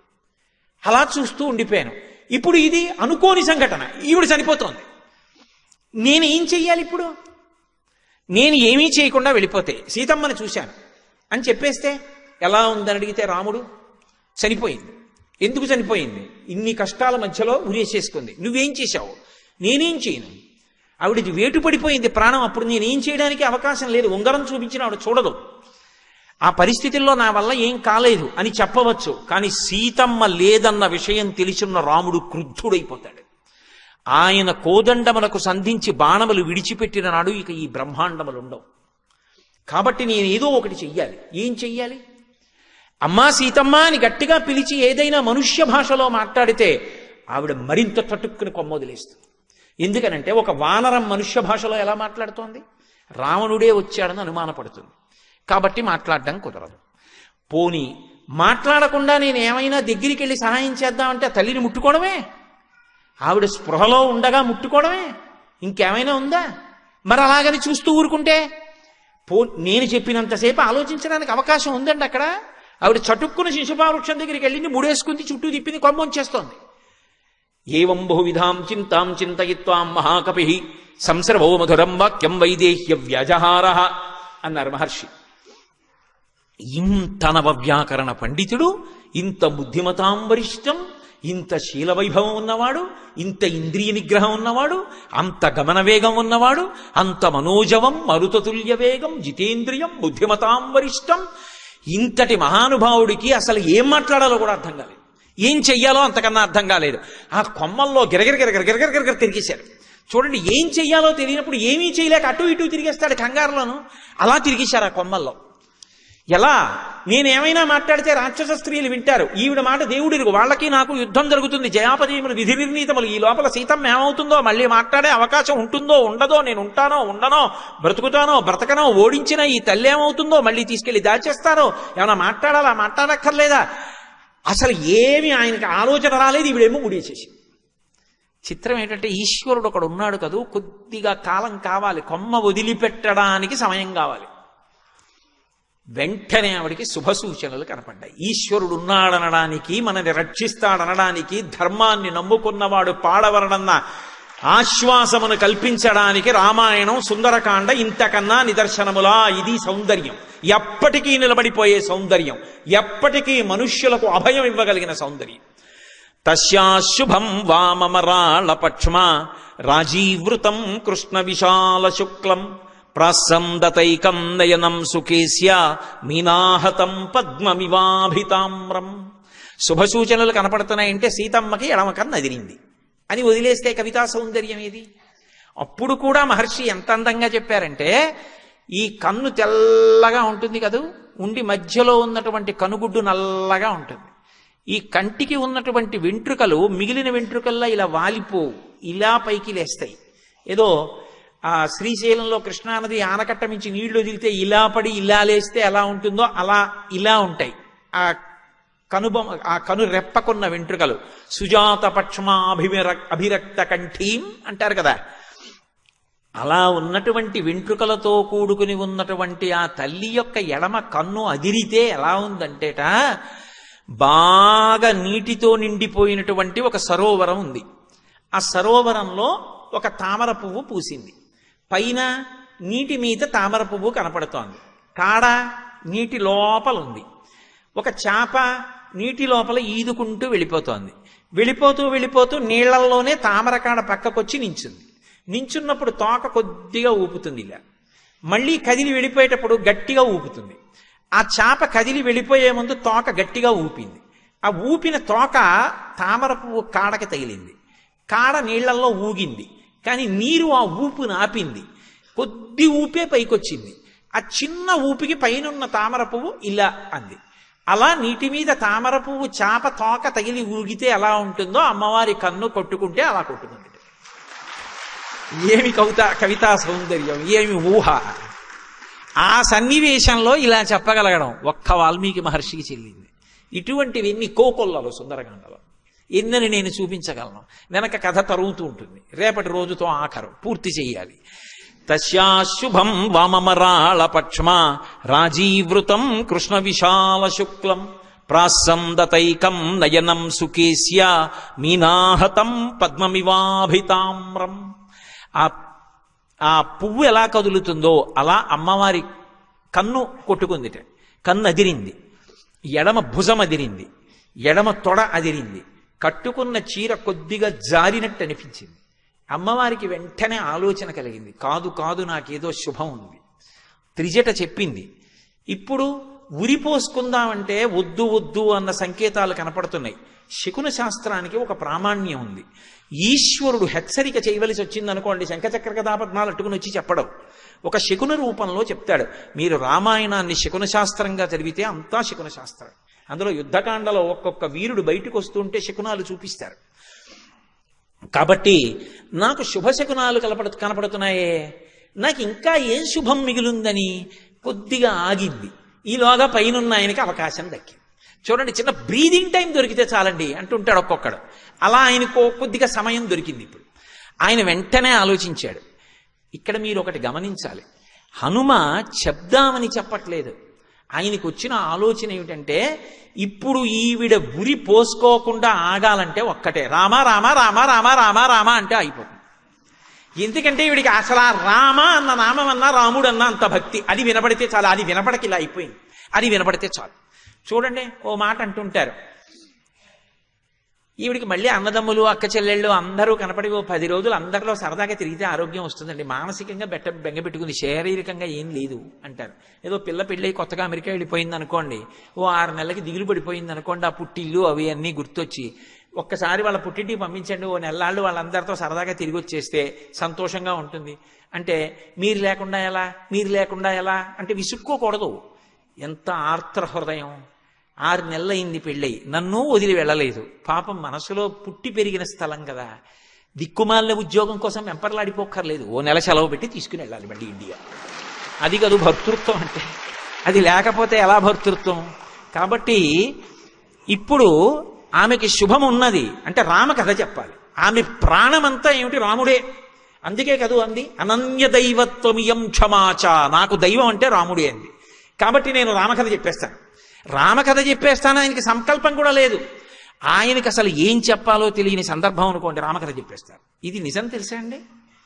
రామాయణం చదివి కొంచెం రామాయణంతో స్పర్శ ఉందనుకోండి, అకస్మాత్తుగా మనం ఏదో విందాం అని చెప్పి ఏ గాన కచేరీకో ఏ నృత్యం చూద్దామని సభలోకి వెళ్ళి కూర్చున్నారనుకోండి, అస్తమానం ఉపన్యాసాలు చెప్పేవాడు సభలో కనపడ్డాడు అనుకోండి, చటుక్కుని ఏం చేస్తారంటే, ఫలానా ఆయన వచ్చాడు, ఒక్క 5 నిమిషాలు దీని మీరు మాట్లాడతారంటాడు. 5 నిమిషాలు దీని మీరు మాట్లాడతారంటే ఆయన ఏం మాట్లాడదామని వచ్చాడా, చూద్దామని వచ్చాడు. అప్పుడు వెంటనే ఉత్తర క్షణంలో ఉండండి, మళ్ళీ ఇంటికి వెళ్ళి పుస్తకం చూసి వస్తాను అనగలడా? అప్పుడు ఆయనకి ఆధారం ఏమిటి? ఆయనకి ఎప్పుడూ మనసులో సిద్ధంగా ప్రీతిపాత్రంగా ఉండేది ఏది ఉంటుందో అది చెప్పేసి ఇవన్నీ ఆయన ప్రీతికి పనికొస్తాయి అని దిగిపోతాడు కదా. భగవంతుడి ప్రీతికి ఇవన్నీ ఎంతో మంచివి. మంచి పాట పాడుకున్నారనుకోండి, పరవశించిపోయారనుకోండి, సంగీతానికి అమ్మవారు సంతోషిస్తుంది. సమగాన ప్రియ అని అమ్మవారి గురించి 4 మాటలు చెప్పేసి, కాబట్టి తల్లి ఇంత గొప్పగా పాడుతున్నారు, ఈ పాట చేత ఈవిడ తరిస్తారనడంలో సందేహం లేదు, అమ్మవారిని చేరుకోవడానికి అందరూ సంగీతం నేర్చుకోవాలి అని చెప్పి దిగిపోతాడు. ఎంత బాగా మాట్లాడారండి అంటాడు. ఇంత బాగా మాట్లాడారండి కాదు, ఆయనకి మాట్లాడడం ఏం చెప్పాలో తెలియకి చెప్పాడు. అంటే ఆయనకి అదే వచ్చేస్తుంది బుర్రలోకి. ఎందుకంటే ఆయనకి ఎప్పుడు అదే అలవాటు, మరి అదే మాట్లాడతాడు. అది తప్ప ఇంకోటి మాట్లాడ్డా ఆయన, అందుకని అదే మాట్లాడతాడు. మళ్ళీ హనుమకి కూడా మనసులో ఎవరుంటారంటే రాముడే ఉంటాడు. సీతమ్మకి ఎలాగో హనుమకి కూడా అంతే. అందుకని ఆయన కూడా ఏం చెప్తారు? అది సందర్భమా అనవసరం, రామకథే చెప్తారు. అందుకని ఆయన ఉత్తరక్షణం ఏమం బహువిధాం చింతాం చింతయిత్వాం మహాకపి సంసర్భో మధురం వాక్యం వైదేహ్య వ్యాజహార. కావ్య సౌందర్యం, చచ్చిపోయే వాళ్ళని కూడా బ్రతికించగలిగినటువంటి కథ రామకథ, మృత సంజీవని. సుందరకాండలో రాముడు కనబడడు, రామకథ వినబడుతుంది 1కి 10 మార్లు. అందుకని రామకథ చెప్పడం మొదలుపెట్టారు. ఎలా అంటే ఆవిడ వినాలి, ఆవిడ చెవిలో పడాలి, ఆవిడ అనురక్త కావాలి. అనురక్త కావాలి అంటే అమ్మ రాముడు ఉన్నాడమ్మా నన్ను పంపించాడమ్మా అంటే నమ్మదు. ఆవిడ ముందు నమ్మేదాంతో మొదలెట్టాలి. నమ్మేదాంతో మొదలెట్టి ఆవిడికి తెలియంది చెప్పాలి. అప్పుడు అంటే ఇప్పుడు ఆవిడికి ఆశ్వాసం కుదురుతుంది. ఓ ముందుని చెప్పాడు, నమ్మకంగా ఉంది, ఇది కూడా నిజమేమో అనే అనుమానం వచ్చి ఆగుతుంది కాస్త నిర్ధారణ చేసుకోవడానికి. అందుకని రాజాధజరదో నామ రథకుంజరమాజిమాన్ పుణ్యశీలో మహాకీర్తి రుజుర్రాసి మహాయశ. తన ఇష్టం వచ్చినంతసేపు మాట్లాడడానికి అవకాశం ఉన్నటువంటి ఉపన్యాసకుడిలా మాట్లాడడం కుదరదు. గబగబా చెప్పాలి రామకథ, ఆవిడ చెవుల్లోకి వెళ్ళాలి. పూర్వం ఇక్ష్వాకు వంశంలో పుట్టినటువంటి మహాకీర్తివంతుడు ధర్మాత్ముడైనటువంటి దశరథ మహారాజు గారు అనేటటువంటి రాజు చతురంగ బలాలతో, గజబలంతో, అశ్వబలంతో, సైన్యబలంతో రాజ్యాన్ని పరిపాలన చేస్తూ ధర్మాత్ముడై ఆ వంశానికి ఎంతో పేరు ప్రఖ్యాతులను సంపాదించినటువంటి వాడు ఉండేవాడు. ఆయనకి పెద్ద కుమారుడైనటువంటి రామచంద్రమూర్తి అపారమైనటువంటి ధర్మనిష్ట కలిగినటువంటి వాడు. తండ్రి అయినటువంటి దశరథ మహారాజు గారి ఇచ్చినటువంటి మాట నిలబెట్టడం కోసం, ఆయన్ని సత్యవాక్యమునందు నిలబెట్టడం కోసం భార్య అయిన సీతమ్మతో లక్ష్మణుడితో తమ్ముడైన లక్ష్మణస్వామితో కలిసి అరణ్యవాసం చేయడానికి దండకారణ్యానికి చేరుకుంటే ఆయనకి ప్రియమైన ఇల్లాలైన సీతమ్మని తెలదగలిగినటువంటి రాక్షసుడు రావణాసురుడు అపహరించి తీసుకొచ్చి సీతమ్మని లంకాపట్టణంలో పెట్టాడు. తర్వాతి కాలంలో రామచంద్రమూర్తి అరణ్యవాసం చేస్తూ సీతమ్మని అన్వేషిస్తూ వెడుతుండగా సుగ్రీవుడితో చెలిమి కుదిరి ఆ సుగ్రీవుడి సీతమ్మ దాడ కనిపెట్టడానికి దశ దిశలకి వానరుల్ని పంపిస్తే దక్షిణ దిక్కుకి అంగదుడి నాయకత్వంలో వచ్చినటువంటి వానర సమూహములలో ఒకడనైన నేను నిన్న రాత్రి 100 యోజనముల సముద్రాన్ని దాటి వచ్చి రాత్రంతా లంకాపట్టణాన్ని వెతికి ఈ శిశుపా వృక్షం మీద కూర్చుని తెల్లవారుధామున సీతమ్మ తల్లి యొక్క దర్శనాన్ని పొందాను. ఈవిడే సీతమ్మ అని ఎలా తెలుసుకున్నాను అంటే యథారూపాం యథావర్ణాం యథాలక్ష్మీం చరిష్యతాం మస్రౌషం రాఘవస్యాహం సేయమాసాదితామయ. ఎటువంటి నగలు ఆవిడ ఒంటి మీద ఉంటాయని రాముడు చెప్పాడో, ఎటువంటి కాంతితో ఉంటుందని చెప్పాడో, ఎటువంటి లక్షణములతో ఉంటుందని చెప్పాడో అటువంటి లక్షణములు కలిగి ఇతపూర్వం కిష్కింధలో ఉన్నటువంటి నగలు ఇప్పుడు శరీరం మీద లేక, ఇప్పుడున్నటువంటి నగలు కిష్కింధలో మూటలో లేక, ఇంతకు ముందు పెట్టుకున్న నగల యొక్క మచ్చలు శరీరం మీద ఉండి కృషించి రాముడి కోసం ధ్యానం చేస్తున్న సీతమ్మను చూసి ఆమె యొక్క దర్శనమైందని పరమ సంతోషాన్ని పొంది నేను ఈ చెట్టు మీద కూర్చునున్నాను. ఇప్పటి వరకు చనిపోదాం అనుకున్న తల్లికి ఎప్పుడైతే రామకథ అకస్మాత్తుగా వినపడిందో ఆవిడ సటుక్కున ముడిప్పేసి ఎవడురా రామకథ చెప్పినవాడు, 10 నెలలైంది రామనామం వినపడలేదు, రామకథ వినపడలేదు, నా ప్రాణాలు నిలబడ్డాయి, అమృతం పోసినట్టుంది, ఎవడు నాకు ఈ కథ చెప్పినవాడు అని ఒక్కసారి ఆవిడ ఇలా తల పైకెత్తి కొబ్బలలోకి చూసింది. పరాశర సంహితలో హనుమకి సంబంధించినటువంటి ఉపాసన రహస్యాలు చాలా చెప్తారు. అందులో ఒక మాట చెప్తారు, హనుమ ఎప్పుడు తెల్లటి బట్టలు కట్టుకుని ఉంటారు. 2, హనుమ యందు విశేషమైనటువంటి భక్తి తత్పరుడైనటువంటి వ్యక్తిని అరటి తోటలోకి తీసుకెళ్ళి ఉన్నతాసనం మీద కూర్చోపెట్టి పూజించి తెల్లటి వస్త్రద్వయాన్ని ఇచ్చి ఆయన కట్టుకుంటే అది సాక్షాత్ హనుమ కట్టుకున్నట్టే. అందుకే వేష్టితార్జున వస్త్రం తం విద్యుత్ సంఘాత పింగళం, మిరుపుల పోగెలా ఉంటారో అంత పచ్చగా ఉంటారు, అంత పచ్చగా ఉండి తెల్లటి బట్టలు కట్టుకుని ఉంటారు హనుమ. నేను గుంటూరులో సంపూర్ణ రామాయణ ప్రవచనాలు చేసిన రోజుల్లో సుందరకాండ దాకా వచ్చిన తరువాత హనుమయందు గొప్ప పరమభక్తుడైనటువంటి వ్యక్తి అయిన, అసలు భూమి మీద నడిచేవారు కాదు, ఎప్పుడు గుళ్ళు గోపురాల మీద తిరుగుతూ కొబ్బరి చెక్కలు అవి తినేవారు. ఆయన తినడం కూడా కోతి తిన్నట్టే తింటూ ఉండేవారు, ఎప్పుడు నిద్రలో కూడా రామనామం చెప్పేవారు. అటువంటి యోగి పొంగ ఉన్న ఒక ఆయన్ని తీసుకొచ్చి గుంటూరు పక్కన ఉన్నటువంటి అరటి తోటకి కొన్ని వేల మంది వెళ్ళి ఆ అరటి తోటలో ఆయన్ని పూజ చేసి ఆయనకి తెల్లటి వస్త్రములు బహూకరించాం. పరాశర సంహితలో ఆ విషయం చెప్తారు. ఆ హనుమకి అందాలి అంటే అరటి తోటలో పూజ చెయ్యాలి అని. అరటి తోట ఉంటే అందులో హనుమ తిరుగుతారు తప్పకుండా. అందుకే తిరుమలలో ఇప్పటికీ కూడా ఆ తిరుపతి కొండల మధ్యలో హనుమత్ సంబంధమైనటువంటి క్షేత్రం ఉందే, దాని వెనక అరటి చెట్లు ఉంటాయి. హనుమ తిరుగుతారు అనడానికి ప్రమాణాలు కొన్ని చెప్తుంది పరాశర సంహిత. వేష్టితార్జున వస్త్రం తం విద్యుత్ సంఘాత పింగళం, మిరుపుల పోగులంటి శరీరంతో కిందకి చూస్తూ చిన్నవారై ఉన్నారు కదూ. సూర్యే చాస్తం గతే రాత్రౌ దేహం సంక్షిప్య మారుతి వృషదంశకమాత్ర సన్ బభూవాద్భుత దర్శన. ఆ కిందకి చూస్తున్నారు. సీతమ్మ ఇలా తల పైకెత్తి చూసింది. ఎప్పుడైతే హనుమని చూసిందో ఆవిడ ఒళ్ళు గగుర్పుడిచి, నాకు కోతి కనపడింది. నిద్రలో స్వప్నంలో కోతి కనపడితే అది అరిష్టం అంటారు, అది దుష్టమైనటువంటి ఫలితాన్ని ఇస్తుంది. నాకిప్పుడు శుభశకునాలు కనపడ్డాయి, కానీ కలలో కోతి కనపడింది అంటే ఆ తల్లి ఎంత అవ్యవస్థలో ఉందంటే తాను నిద్రపోతూ కలకంటున్నాను అనుకుంటోంది ఆవిడ. అంటే మానసికంగా అంత ఉద్వేగానికి లోనైపోయింది ఆవిడ. కానీ ఉత్తర క్షణంలో అనుకుంది, నేను నిద్రపోవట్లేదుగా, రామచంద్రమూర్తికి దూరంగా ఉండి నేను నిద్రపోయానా? అసలు నాకు నిద్ర పట్టింది ఎప్పుడు? అలా నిద్రపట్టి నేను సుఖపడిన రోజుందా రాముడికి దూరమై? ఎన్నడూ నిద్రపోలేదే. నేను నిద్రపోనప్పుడు నాకు కల ఎలా వచ్చింది? నా శరీరం నాకు కనపడుతోంది, నా శరీరాన్ని ముట్టుకుంటే స్పర్శ తెలుస్తోంది, కన్నుల ముందు నాకు ఈ వానరం కనపడుతోంది. కాబట్టి ఇది కల కాదు, ఇది సత్యం. వెంటనే మరి పైన చెప్పిన కథ కొంత తనకి తెలిసిన్న కథ, కొంత తెలియని కథ. కానీ ఆయన్ని చూస్తే ఎందుకో ఆయన చెప్పినది సత్యం అనిపిస్తోంది. హనుమద్రామాయణం అని హనుమే వ్రాసుకున్నారు, పైశాచీ భాషలో అంటారు. అందులో మొట్టమొదటిసారి సీతమ్మ నన్ను చూసినప్పుడు కొన్ని సంవత్సరముల తర్వాత కొడుకుని తల్లి చూస్తే ఎలా ఉంటుందో అలా చూసింది అని వ్రాసుకున్నారు ఆయన. కాబట్టి నాకు ఈయన్ని చూస్తే పుత్రభావన కలుగుతోంది. ఎందుకో నాకు ఎంత మాత్రమో కూడా అబద్ధం చెప్తున్నాడు అని అనిపించట్లేదు. అయినా వెంటనే ఆ తల్లి నమస్కారం చేస్తోంది. నమోస్తు వాచస్పతయే సవజ్రిణే స్వయంభువే చైవ హుతాశనాయ చ. నేను నమస్కారం చేస్తున్నాను ఎవరికి? నమోస్తు వాచస్పతయే సవజ్రిణే, బృహస్పతితో కూడుకుని ఉన్నటువంటి ఇంద్రుడికి నమస్కారం చేస్తున్నాను. అలాగే స్వయంభువే చైవ హుతాశనాయ చ, అగ్నిహోత్రుడికి బ్రహ్మగారికి నమస్కారం చేస్తున్నాను. అనేన చోక్తం యదిదం మమాగ్రతో వనౌకసా తచ్చ తదాస్తు నాన్యథా. నేను కూర్చున్న ఈ చెట్టు మీద కూర్చుని ఈ వానరం ఏ కథ చెప్పిందో ఆ కథ సత్యమే అగుగాక, ఆ కథ వేరొకలా కాకుండుగాక. అంటే ఆవిడ ఒకవేళ రావణాసురుడు మారువేషంలో వచ్చి చెప్తున్నాడేమో, అందుకని ఆవిడ దేవతల్ని ప్రార్థన చేసింది. అలా పిరికితనం కలగట్లేదు మనసులో, అది సత్యమే అని ఎక్కడో తెలుస్తోంది. పుత్రుడిలా కనపడుతున్నాడు, ఆయన తేజస్సు చూస్తే అలా అనిపించట్లేదు మోసం చేసేవాళ్ళ.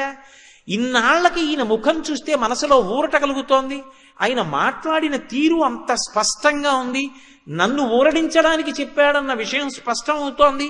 ఇన్ని ఆధారముల చేత ఆవిడ ప్రార్థన చేసి, ఒకవేళ నిజంగా నేను స్వప్నంలో వానరాన్ని చూసి ఉంటే దానికి వలన ఆపదలు పొందాలి, నేను బాధపడాలి అంటే, నేను ఎక్కువ మనసులో ఖేదపడాలి అంటే, ఎవరికి ఖేదం కలిగితే నేను ఖేదం పొందుతాను? రాముడికి ఖేదం కలిగితే నాకు ఖేదం, లక్ష్మణస్వామికి ఖేదం కలిగితే నాకు ఖేదం, నన్ను కన్న తండ్రి జనక మహారాజు గారికి ఖేదం కలిగితే నాకు ఖేదం. అందుకని స్వస్యశ్చురామాయ సలక్ష్మణాయ తథాపితుర్మే జనకస్య రాజ్ఞః. రామచంద్రమూర్తికి మంగళమగుగాక, ఆయనకి స్వస్తి ఎగుగాక, లక్ష్మణస్వామికి స్వస్తి ఎగుగాక, నా అత్తవారింటి వైపు అందరూ సంతోషముగా ఉండెదరుగాక. అంతర్లీన భావన, నన్ను కన్న తండ్రి జనక మహారాజు గారు సంతోషముగా ఉండుగాక, స్వస్తి ఎగుగాక. మరి తనకి ఇది భారతదేశంలో ఆడపిల్ల యొక్క గొప్పతనం. తనకి సుఖం వేరొకటి ఉండదు. తన భర్త సుఖం తన సుఖం, తన మరుదుల సుఖం తన సుఖం, తన అత్తవారింటి సుఖం తన సుఖం, తన పుట్టింటి వారి సుఖం తన సుఖం. అందుకే ఎంత విచిత్రంగా ఉంటుందంటే, ఇక్కడ పెరిగిన పిల్ల అక్కడికెడుతుంది, ఏమిటో అక్కడ బంధుత్వాలు కొత్తగా తెలుసుకుంటుంది. తెలుసుకుని అందరూ నా వాళ్లే, నా మరిది, నా తోడికోడలు, మా పినమామగారు, మా పెదమామగారు. ఎంత అల్లుకుపోతుందో! పురుషుడు అలా అల్లుకోలేడు, బంధువులింటికి వెళ్ళినా అలా కలిసిపోలేడు. ఆడపిల్ల ఎంత తేలికగా, ఏదో బాతు నీళ్లల్లో వదిలేస్తే ఈదీసినంత తేలికగా అత్తవారింట్లో ఉంచేసుకుంటుంది. అలా ఉంచేసుకుని ఆమె పడే బాధల్లా ఒక్కటే, నేనంత ప్రేమగా చూస్తాను, వాళ్ళు నన్ను అలా ఎందుకు చూడరు అంటుంది. ఎంత బేలతనం నిజంగా ఆడపిల్లది అనిపిస్తుంది. అదే ఎంత ఐశ్వర్యం ఉన్న ఇంటిని మెట్టనివ్వండి, ఇది నాది అని చెప్పడానికి అధికారం పొందింది. పుట్టిల్లు అంత ఐశ్వర్యవంతమైన ఇల్లు కాదు, కానీ అన్నదమ్ముడు ఏదో శుభకార్యం చేసుకుంటున్నాడంటే నెలలు నెలలు కష్టపడి ఉండిపోతుంది ఆ అన్నదమ్ముడి కోసం. ఎంత ప్రేమో పుట్టినిల్లంటే, తోబుట్టువులంటే. ఆ తోడబుట్టినవాడు శుభకార్యం చేసుకుంటే పీటల మీద కూర్చొనుండగా మంగళహారతి ఇవ్వడానికి మురిసిపోతుంది నా హక్కని. పీటల మీద కూర్చుంటే ఏమిటో వెనకాతల కూర్చుని ఆ బొగ్గం చొక్క పెట్టి, ఆ జుత్తు సరిచేసి, ఆ పంచె సరిచేసి, ఏమిటో అది తనకి జన్మలో పొందిన గొప్ప అనుగ్రహం అనుకుంటుంది, ఈశ్వరుడిచ్చిన భాగ్యం అనుకుంటుంది. ఆ మంగళహారతి ఇచ్చినప్పుడు పళ్ళెల్లో 100 రూపాయలు వేస్తే ఆమెకి కోట్లు ఉన్నాయి భర్తకి. ఈ 100 రూపాయలు పదిలంగా పట్టుకెళ్ళి మా అన్నయ్య ఇచ్చాడు, మా అన్నయ్య ఇచ్చాడు, మా అన్నయ్య ఇచ్చాడని దాచుకుంటుంది. 100 రూపాయలు నేత చీర పెడితే ఆ చీర కట్టుకుని మా అన్నయ్య ఇచ్చిన చీర, మా అన్నయ్య ఇచ్చిన చీర అంటుంది. ఆడపిల్ల హృదయానికి ఉన్న సౌకుమార్యం నిజానికి పురుషుడికి ఎక్కడుంది? అందుకే లోకంలో 3 వానల్లో ఒక వాన దేని వలన పడుతుంది అంటే, సౌశీల్యవతులైనటువంటి స్త్రీల వలన ఒక వర్షం పడుతుంది. ఒక వర్షం రాజు యొక్క ధర్మం వలన పడుతుంది. ఒక వర్షం ప్రజలు పాటించేటటువంటి దైవభక్తి, ఆచారము, శాస్త్రమునందున్న నమ్మకం చేత పడుతుంది. కాబట్టి ఒక వర్షాన్ని నిర్ణయించగలదు స్త్రీ, 2 వంశములను ఉద్ధరించగలదు. వాళ్ళ సుఖం తన సుఖం తప్ప తనకంటూ వేరే సుఖం ఉంది అని ఆలోచించదు. సీతమ్మ సమస్త స్త్రీజాతికి ప్రతినిధిగా అంత కష్టంలో కూడా అమ్మయ్యా నాకు బాగుండాలనలేదు. రాముడు బాగుండాలి, లక్ష్మణస్వామి బాగుండాలి, జనక మహారాజు గారు బాగుండాలి. ఏమి సౌందర్యం నిజంగా రచనలో. మొత్తం స్త్రీజాతి భావాన్నంతటినీ ప్రతిబింబించారు మహర్షి. మా తల్లి అలా అంటుంటే ఆ పైన ఉన్నటువంటి హనుమ చూస్తున్నారు. ఈమె ఒంటి మీద నగల విషయం నిర్ధారణ అయిపోయింది. ఈమె ఊపిరి విడిచిపెడుతోంది, ఊపిరి తీస్తోంది. ఈవిడ యొక్క తేజస్సు చూస్తే పట్టి పట్టి గమనిస్తే మట్టి పట్టిన పట్టుపుట్టాన్ని కట్టుకున్నా, అటువంటి నగలే పెట్టుకుని ఉన్నా, ఈమె యొక్క తేజస్సుని పరిశీలిస్తే వశిష్ఠుణ్ణి విడిచిపెట్టి వచ్చినటువంటి అరుంధతియా, లేకపోతే ఇంద్రుడి మీద కోపం వచ్చి వచ్చినటువంటి శచీదేవా అని అనుమానం వస్తోంది. కానీ ఈమె అరికాళ్లు భూమిని తాకుతున్నాయి. ఈమె ఎందుకో గాఢంగా నిట్టూరుస్తోంది. ఈమె ఖచ్చితంగా సీతాదేవి. కానీ ఈమెని పలకరించడం ఎలా? ఆర్తితో పైనుంచి చూస్తూ అడిగారు, అమ్మా సురాణాం అసురాణాం వా నాగ గంధర్వ రక్షసాం యక్షాణాం కిన్నెరాణాం వా కాంస్త్వం భవసి శోభనే. అమ్మా నువ్వు దేవతలకి సంబంధించిన దానివా, యక్ష గంధర్వ కిన్నెర కింపురుషాదులకు చెందిన దానివా? నీ యొక్క లక్షణాలు చూస్తే మనుష్యకాంతలా ఉన్నావు, నీ యొక్క కాంతి చూస్తే దేవతా స్త్రీలా ఉన్నావు, నీ తేజస్సు చూస్తే రాచపుత్ర స్త్రీలా ఉన్నావు. అమ్మా నువ్వెవరో నిజంగా చెప్పమ్మా. నేను ఎవరనుకుంటున్నావమ్మా? నేను సీతమ్మని అన్వేషిస్తూ వచ్చిన వానరుణ్ణమ్మా. రావణేన జనస్థానాత్ బలా అపహృతా ఇది సీతాత్వమసి భద్రంతే తన్మమా చక్ష్వపృచ్ఛత. జనస్థానంలో రావణాసురుడు రాముణ్ణి లక్ష్మణుణ్ణి దూరం చేసి ఎత్తుకొచ్చినటువంటి సీతమ్మ అని అనుకుంటున్నాను. అమ్మా నిజం చెప్పమ్మా, నా ఎందు అనుగ్రహించమ్మా, నీ దర్శనాన్ని పొందాను అనుకుని పొంగిపోతున్నానమ్మా అన్నారు.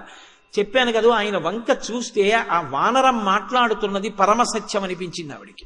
అనిపించి ఆ తల్లి వెంటనే హనుమని చూసి ఒక మాట అంది, పృథివ్యారాజసింహానాం ముఖ్యస్య విదితాత్మనః స్నుషా దశరథస్యాహం శత్రుసైన్య ప్రతాపినః దుహితా జనకస్యాహం వైదేహస్య మహాత్మనః సీతాచనామనామ్యాహం భార్యా రామస్య ధీమతః. ఆ తల్లి ఇందాక మనవి చేశాను కదా, సమస్త స్త్రీ జాతికి ప్రతినిధిగా నిలబడుతుంది. వివాహం అయిపోయినటువంటి స్త్రీని పలకరిస్తే అమ్మ తమరెవరు అని అడిగామనుకోండి, మొట్టమొదట చెప్పవలసింది మామగారి పేరు చెప్పాలి. ఎందుకని అంటే లోకంలో ఒక విషయం చెప్తారు, ఒక ఆడది గుండెలు బాదుకుని ఏడవవలసినటువంటి అవసరము రాకుండుగాక అని వివాహకాండలో దేవతల్ని భర్త ప్రార్థన చేస్తాడు. ఈమె ఎన్నడూ జుత్తు విరబోసుకుని గుండెలు బాదుకుని నాకు కనపడకుండుగాక అని. ఆడది జీవితంలో ఏడవవలసినటువంటి రోజంటూ వస్తే ఒక్క రోజు అని చెప్పింది శాస్త్రం. ఇంకొక రోజు ఉండకూడదు. అంత మంగళప్రదంగా మాట్లాడింది. ఇంకొక రోజు ఉండదు, ఒక్క రోజే. ఏదా రోజు అంటే మామగారి శరీరం వెళ్ళిపోయిన రోజు. ఎందుకని అంటే మామగారి కన్నా రక్షకుడు లోకంలో ఉండట.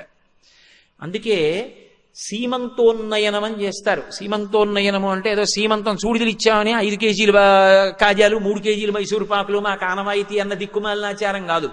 సీమంతోన్నయనము అంటే అడవి పంది ముళ్ళు తీసుకొచ్చి పాపట తీసి భర్త జుత్తు ఎత్తి ముడి వేస్తాడు గణపతి హోమం చేసి.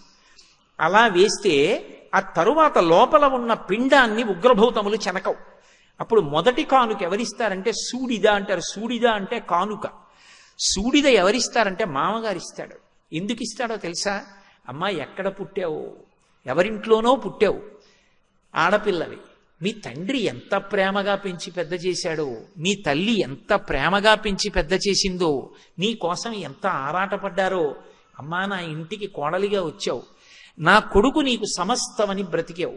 అందుకే కోడల కంటి వెంట నీరు రాకుండా చూసుకోవలసిన పెద్దరికం ఎవరిది అంటే మామగారిది. తన కోడలు సుఖపడుతోందా లేదా అని చూసుకోవాలి. ప్రత్యేకంగా అడగాలి, సినిమాకి వెళ్ళావా నాన్న, ఇద్దరు వెళ్ళండి ఒకసారి అని చెప్పాలి మామగారు. కోడలి క్షేమం చూడవలసిన వాడు మామగారే. కాబట్టి అటువంటి మామగారు శరీరం విడిచిపెట్టేశాడు అనుకోండి, అప్పుట తన కోసం అలమటించిపోయేటటువంటి వాడు, తండ్రి కన్నా తాపత్రయపడేవాడు వెళ్ళిపోయినట్టు. అందుకే సూడిదల్లో అమ్మా నా ఇంటిని మెట్టావు, నాకు వారసుణ్ణి ఇవ్వబోతున్నావు, నన్ను తాతని చెయ్యబోతున్నావు, ఎంత గర్భక్లేశాన్ని అనుభవిస్తావు. అనుభవించి ఎత్తుపల్లాల్లో జాగ్రత్తగా నడిచి పథ్యం చేసి బిడ్డని కని నన్ను తాతని చేసి నా వంశం నిలబడుతున్నావు, నా కొడుకుని తండ్రిని చేస్తున్నావు, నీకేమి ఇవ్వగలను? అమ్మ నీకు కానుకిస్తున్నానని ఆభరణం ఇస్తాడు. అది ఎంత పెద్దది వదిలేయండి. పరమ ప్రేమతో మొదటి కానుక మామగారు ఇస్తాడు. మామగారుట అంత ఆర్తి పొందుతాట కోడల కోసం. అలా ఉండగలిగితే నీ చెప్పేది. ఎందుకంటే ఇవాల్టి రోజు కొంతమంది మామగారులను చూస్తే ఇలా ఉంటాడని చెప్పడం కూడా అంత తేలిక కాదేమో అనిపిస్తుంది. కాలుష్యం అంత పెరిగిపోయింది. కాబట్టి కానీ నేను రామాయణాన్ని నమ్ముకున్నవాడిని, అలాగే ఉంటారు మామగారులని నమ్మే మాట్లాడతాను. కాబట్టి ఆ తల్లి మామగారు వెళ్ళిపోతే మాత్రం ఏడుస్తారట. అలా ఇలా కాదుట, నా కోసం, నా సంతోషం కోసం అహరహం పరిశ్రమించే వ్యక్తి ఆయన వెళ్ళిపోయారు. ఏది పెద్దరికం ఇప్పుడు? ఎవరికి చెప్పుకోని కష్టం వస్తే అని. అందుకే ఆడపిల్ల పెళ్ళయ్యాక అమ్మ మీరెవరు అని అడిగితే ఫలానా వారి కోడలని చెప్పుకుంటుందిట సంతోషంగా. అంతే తప్ప తన పేరు చెప్పదు. అది భారత జాతి గొప్పతనం. 1000 పడగల్లో విశ్వనాథ సత్యనారాయణ గారు ఏడిచారు. 999 పడగలు చితికిపోయాయి. ఇంకా వైవాహిక వ్యవస్థ అన్న ఒక్క పడగే మిగిలిందని. దాన్ని కూడా కర్రలు పెట్టి కొట్టడానికి, రాళ్లు పెట్టి కొట్టడానికి ఎందరో బయలుదేరుతున్నారు. ఆ ఒక్క పడగ చిదిపేద్దామని. కాబట్టి ఆ తల్లి హనుమకి జవాబిస్తూ పృథివ్యా రాజసింహానాం ముఖ్యస్య విదితాత్మనః స్నుషా దశరథస్యాహం శత్రు సైన్య ప్రతాపినః. ఈ భూమి మీద శత్రు సైన్యములను తపింపచేసినటువంటి మహానుభావుడు దశరథ మహారాజు గారన్న రాజు ఉండేవారు. ఆయన యొక్క కోడల్ని నేను. స్నుషా దశరథస్యాహం శత్రు సైన్య ప్రతాపినః దుహిత జనకస్యాహం వైదేహస్య మహాత్మనః. నా తండ్రి గారు జనక మహారాజు, విదేహ వంశంలో పుట్టినవాడు, మహాజ్ఞాని. అటువంటి తండ్రి కడుపున పుట్టిందాన్ని. ఆయన కడుపున పుట్టాను కాబట్టే కష్టాన్ని ఓర్చుకోగలిగిన శక్తినిచ్చాడు. అటువంటి తండ్రి కూతుర్ని, ఆయన చేతుల మీద పెరిగిన దాన్ని. కాబట్టి దుహిత జనకస్యాహం వైదేహస్య మహాత్మనః సీతాచనామనాంనాహం. ఈ శరీరానికి పేరు సీత. భర్త పేరు ఆడది చెప్పదు, కానీ ఎక్కడో తప్పనిసరి పరిస్థితి అయితే విశేషణం వేసి చెప్తారు. అందుకనే సీతాచనామనామ్యాహం భార్య రామస్య ధీమతః. ధీమంతుడు, మహాబుద్ధిమంతుడైనటువంటి రామచంద్రమూర్తి యొక్క ఇల్లాల్ని నేనని చెప్పింది. ఆయన పరమ సంతోషపడిపోయి శిరస్యంజలి మాధాయ, తల మీద అంజలి ఘటించి, అమ్మయ్య మా తల్లి ధైర్యం చేసి మాట్లాడిందని గబగబా కిందకి దిగొచ్చారు. దిగొచ్చి అమ్మా అమ్మా ఎంత సంతోషం అమ్మా, నీ గురించి కదమ్మా దశ దిశల వానరములన్నీ వెతుకుతున్నాయి. అమ్మా నీ కోసం కదమ్మా వాలిని చంపేశాడు, నీ కోసం కదమ్మా సుగ్రీవుడికి పట్టాభిషేకం చేశాడు, నీ కోసం కదమ్మా పరితపించిపోతున్నాడు రామచంద్రమూర్తి. అటువంటి నిన్ను దర్శించానమ్మా, నా జీవితానికి ఇంతకన్నా సౌభాగ్యమే ఉంటుంది అని మురిసిపోయి, అమ్మా ఎలా ఉన్నావమ్మా, ఇక్కడికి ఎందుకు చేరుకున్నావమ్మా అని అడిగితే ఆ తల్లి చెప్పడం మొదలుపెట్టింది. నేను సమాద్వాదశతత్రాహం రాఘవస్య నికేతని భుంచ్వాన్ మానుషాన్ భోగాన్. నేను 12 సంవత్సరముల రామచంద్రమూర్తి యొక్క అంతఃపురంలో ఆయన భార్యగా మనుష్యులు ఎన్ని భోగాలు అనుభవిస్తాలో అన్ని అనుభవించాడు. అది ఆయన గొప్పతనం. ఎంత పెద్ద మాట ఉందో చూడండి. ఒక మనిషి ఎన్ని భోగములు అనుభవిస్తాడో అన్ని అనుభవించాడు. అంటే నిజంగా అనుభవించిందా పక్కన పెట్టండి, మా ఆయన నన్నంత సుఖపెట్టారు, ప్రీతి. అందుకే ఆ దాంపత్యం అలా ఉన్నప్పుడు ఒంటి మీద ఎన్ని నగలున్నాయి, ఎంత ఖరీదైన చీర కట్టుకున్నారన్న దానితో ఉండదు. అటువంటి దంపతులు ఎక్కడున్నారో అక్కడ లక్ష్మీదేవి ఉంటుంది. వాళ్ళిద్దరి మధ్య ఆ సంతోషం ఉంటుంది, ఆ అవగాహన ఉంటుంది. అది లేకుండా సరే ఆ రెండో కోణం నాకు ఎందుకు వచ్చిన గొడవ కానీ. కాబట్టి ఆ తల్లి అంటుంది, నేను 12 సంవత్సరములు రామచంద్రమూర్తి అంతఃపురంలో మనుష్యులు పొందేటటువంటి సమస్త భోగములను అనుభవించాను. రాముడు అరణ్యవాసానికి వెళ్ళిపోతున్నప్పుడు ప్రయత్నపూర్వకంగా రాముణ్ణి విడిచిపెట్టి ఉండలేక అరణ్యవాసానికి వచ్చాను. అరణ్యవాసానికి వచ్చిన తరువాత మాయామృగం రూపంలో వచ్చినటువంటి మారీచుడు నాకు రాముడికి ఎడబాటు కల్పించాడు. ఆ సమయంలో పరివ్రాజక రూపంలో రావణాసురుడు నన్ను అపహరించి తీసుకొచ్చి ఈ లంకాపట్టణంలో బంధీకృతురాల్ని చేశాడు. అడ్డొచ్చినటువంటి జటాయువుని సంహరించాడు. ఆనాటి నుంచి ఈనాటి వరకు రామపాదార విందములను స్మరిస్తూ రాముడు వస్తాడు నన్ను గట్టెక్కిస్తాడు అని ఆలోచన చేస్తూ ఇలాగే ఉన్నాను. కానీ రాముడు రాలేదు. ఇక 2 నెలలు మాత్రమే గడువుంది. వచ్చి 10 నెలలైంది. 2 నెలల తరువాత తన ఉదయ ఆహారంగా నన్ను ఖండించి తీసుకొచ్చి వండి పెడితే తింటానది రావణుడు ప్రతిజ్ఞ చేసి ఉన్నాడు. కాబట్టి 2 నెలలు గడువిచ్చాడు. నేను మాత్రం ఆయన పాన్పు చేరను. నాకు మిగిలి ఉన్న జీవితకాలం 2 నెలలు. ఈలోగా రాముడు రావాలి, వచ్చి నన్ను రక్షించాలి అని ఆ తల్లి చెప్తుంటే విన్నారు హనుమ. విని, అమ్మా ఎందుకమ్మా అంత బెంగ పెట్టుకుంటావు, నువ్వంత బెంగ పెట్టుకోవలసినటువంటి అవసరం లేదు తల్లి. నీ కోసమని చెప్పి రాముడు చెయ్యనటువంటి ప్రయత్నం లేదు, అంత ప్రయత్నం చేస్తున్నాడు అని ఆయన రాముడి గురించి చెప్తుంటే ఆ తల్లికి అనుమానం వచ్చింది. నేను చనువిచ్చి ఇతనెవరో కూడా పూర్తిగా తెలుసుకోకుండా రాముడి గురించి మాట్లాడుతున్నాడని నమ్మాను. చెట్టు మీద కూర్చున్నవాడు చెట్టు దిగాడు, చెట్టు దిగినవాడు దగ్గరికి వచ్చాడు, దగ్గరికి వచ్చి నిలబడి మాట్లాడుతున్నాడు. ఒకనాడు పరివ్రాజక రూపంలో ఇలాగే వచ్చాడు. రావణుడే వచ్చి ఉంటాడని నన్ను ఇంకా బాధ పెట్టడం నీకు తగదు రావణ అని ఆ తల్లి విముఖురాలై పక్కకి తల తిప్పుకొని కూర్చుంది. కూర్చున్న తర్వాత, అమ్మా నా పట్ల అపనమ్మకాన్ని పొంది ఉండకమ్మా, నేను యథార్థం చెప్తున్నానమ్మా, నీ నుండి ఎడబాటు పొందినటువంటి రామచంద్రమూర్తి నిన్ను అన్వేషణ చేస్తూ ఒకనాడు కిష్కింధాపురాన్ని చేరుకున్నాడు. అక్కడ ఋష్యమూక పర్వతం మీద రాజ్యాన్ని పోగొట్టుకుని భార్యని పోగొట్టుకుని బాధపడుతున్న సుగ్రీవుడితో అగ్నిసాక్షిగా చెలిమి చేసుకున్నాడు. చేసుకునే ముందు నరులైన రామలక్ష్మణులు ఇద్దరూ నడిచి వెడుతుండగా మారువేషాలలో ఉన్న వాళ్ళని నన్ను సంహరించడానికి వాలి పంపించి ఉంటాడని చెప్పి సుగ్రీవుడు భయపెడుతుంటే నేనే వెళ్ళి నమస్కారం చేసి రామలక్ష్మణుల్ని నా భుజాల మీద కూర్చోపెట్టుకుని తీసుకెళ్లాను. సుగ్రీవుడితో అగ్నిసాక్షిగా చెలిమి చేకూరింది. ఒక్క బాణంతో వాలిని కొట్టాడు. వాలిని సంహరించి సుగ్రీవుడికి పట్టాభిషేకం చేశాడు. ప్రత్యుపకారంగా దశ దిశల వెతకడానికి వానరుల్ని పంపుతానని సుగ్రీవుడు మాటిచ్చాడు. అన్ని దిక్కులకు వానరములను పంపాడు. దక్షిణ దిక్కుకొచ్చిన కొన్ని లక్షల మంది వానరులకు అంగదుడు యువరాజు నాయకత్వం వహించాడు. మిగిలిన వారు ఉత్తర తీరంలో ఉండిపోతే రాత్రి 100 యోజనముల సముద్రాన్ని గడచి వచ్చి ఈ పట్టణమంతా వెతికి తెల్లవారుజామున నీ దర్శనాన్ని పొందాను.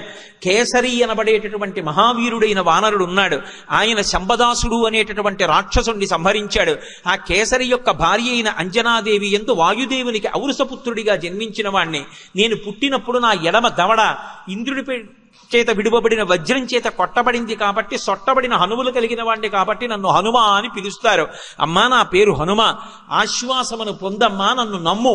రామచంద్రమూర్తి యొక్క దాసానదాసుణ్ణి, రాముడు పంపితే వచ్చాను. అమ్మా నేను నీతో పరమ సత్యం చెప్తున్నాను, ఇందులో కించిత్ కూడా అనుమానం లేదు, తల్లి నన్ను నమ్ము అన్నారు. ఆవిడికి నమ్మకం కుదిరింది. నమ్ముతాను కానీ హనుమ, కానీ అసలు వానరులకు నరులకు స్నేహం ఎలా కుదురుతుంది?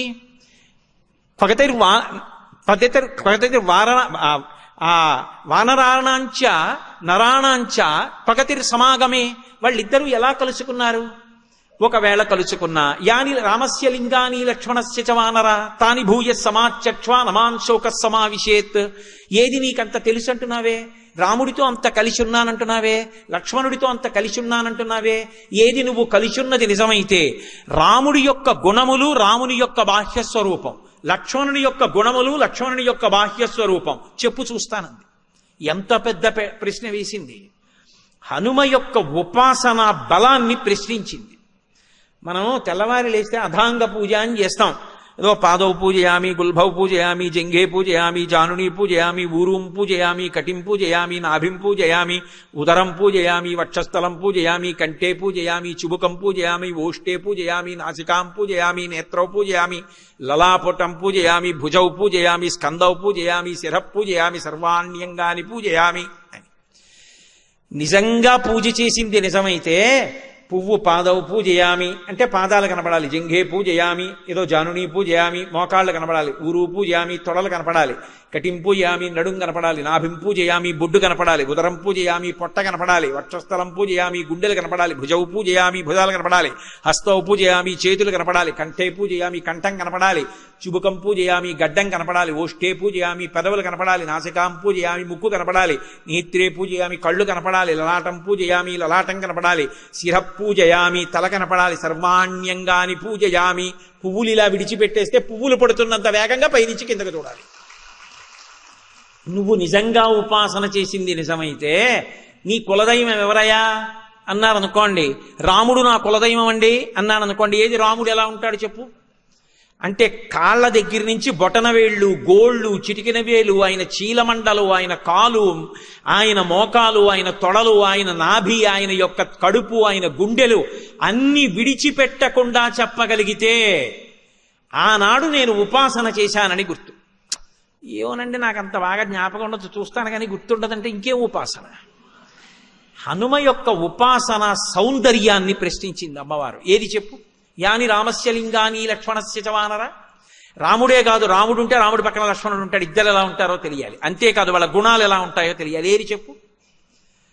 అమ్మా నన్ను పరీక్షించడానికి వేశావు ఈ ప్రశ్న. రాముడు ఎలా ఉంటాడో లక్ష్మణుడు ఎలా ఉంటాడో నీకు తెలీదా? ఎవరికి చెప్తున్నది? సీతమ్మకి చెప్తున్నారు.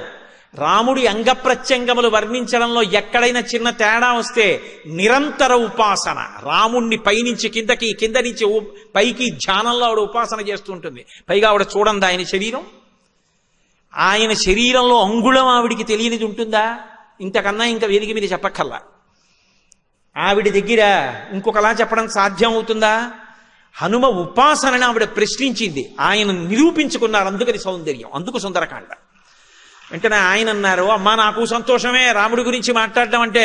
రామ కమలపత్రాక్ష సర్వసత్వ మనోహర రూపదక్షిణ్య సంపన్న ప్రసూత జనకాత్మజే.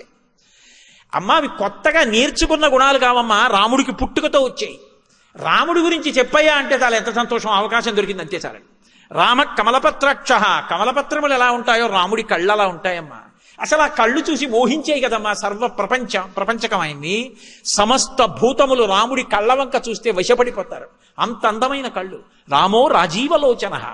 కాబట్టి రామ కమలపత్రాక్ష సర్వసత్వ మనోహర. ఆయన వెళ్ళిపోతుంటే అకాలంగా చెట్లు పూస్తాయి, క్రూర మృగాలు కూడా ఆయన్ని చూస్తూ అలా ఉండిపోతాయి. అంతటి అందగాడమ్మా అటువంటి కళ్ళమ్మ ఆయనవి. రామ కమలపత్రాక్ష సర్వసత్వ మనోహర రూప దాక్షిణ్య సంపన్న. పైకి రూపం అందంగా ఉండి లోపల మోసకారి బుద్ధులు ఉన్నవాడు కాడమ్మా. అటువంటి దక్షత ఉన్నవాడు, దయ ఉన్నవాడు. ప్రసూత జనకాత్మజే. ఇవి మధ్యలో నేర్చుకున్న ఒక పుట్టుకతో వచ్చాయి. నీలాగి సీతమ్మకి ఎలా వచ్చాయో ఆయనకి అలా వచ్చాయి. ప్రసూత జనకాత్మజే.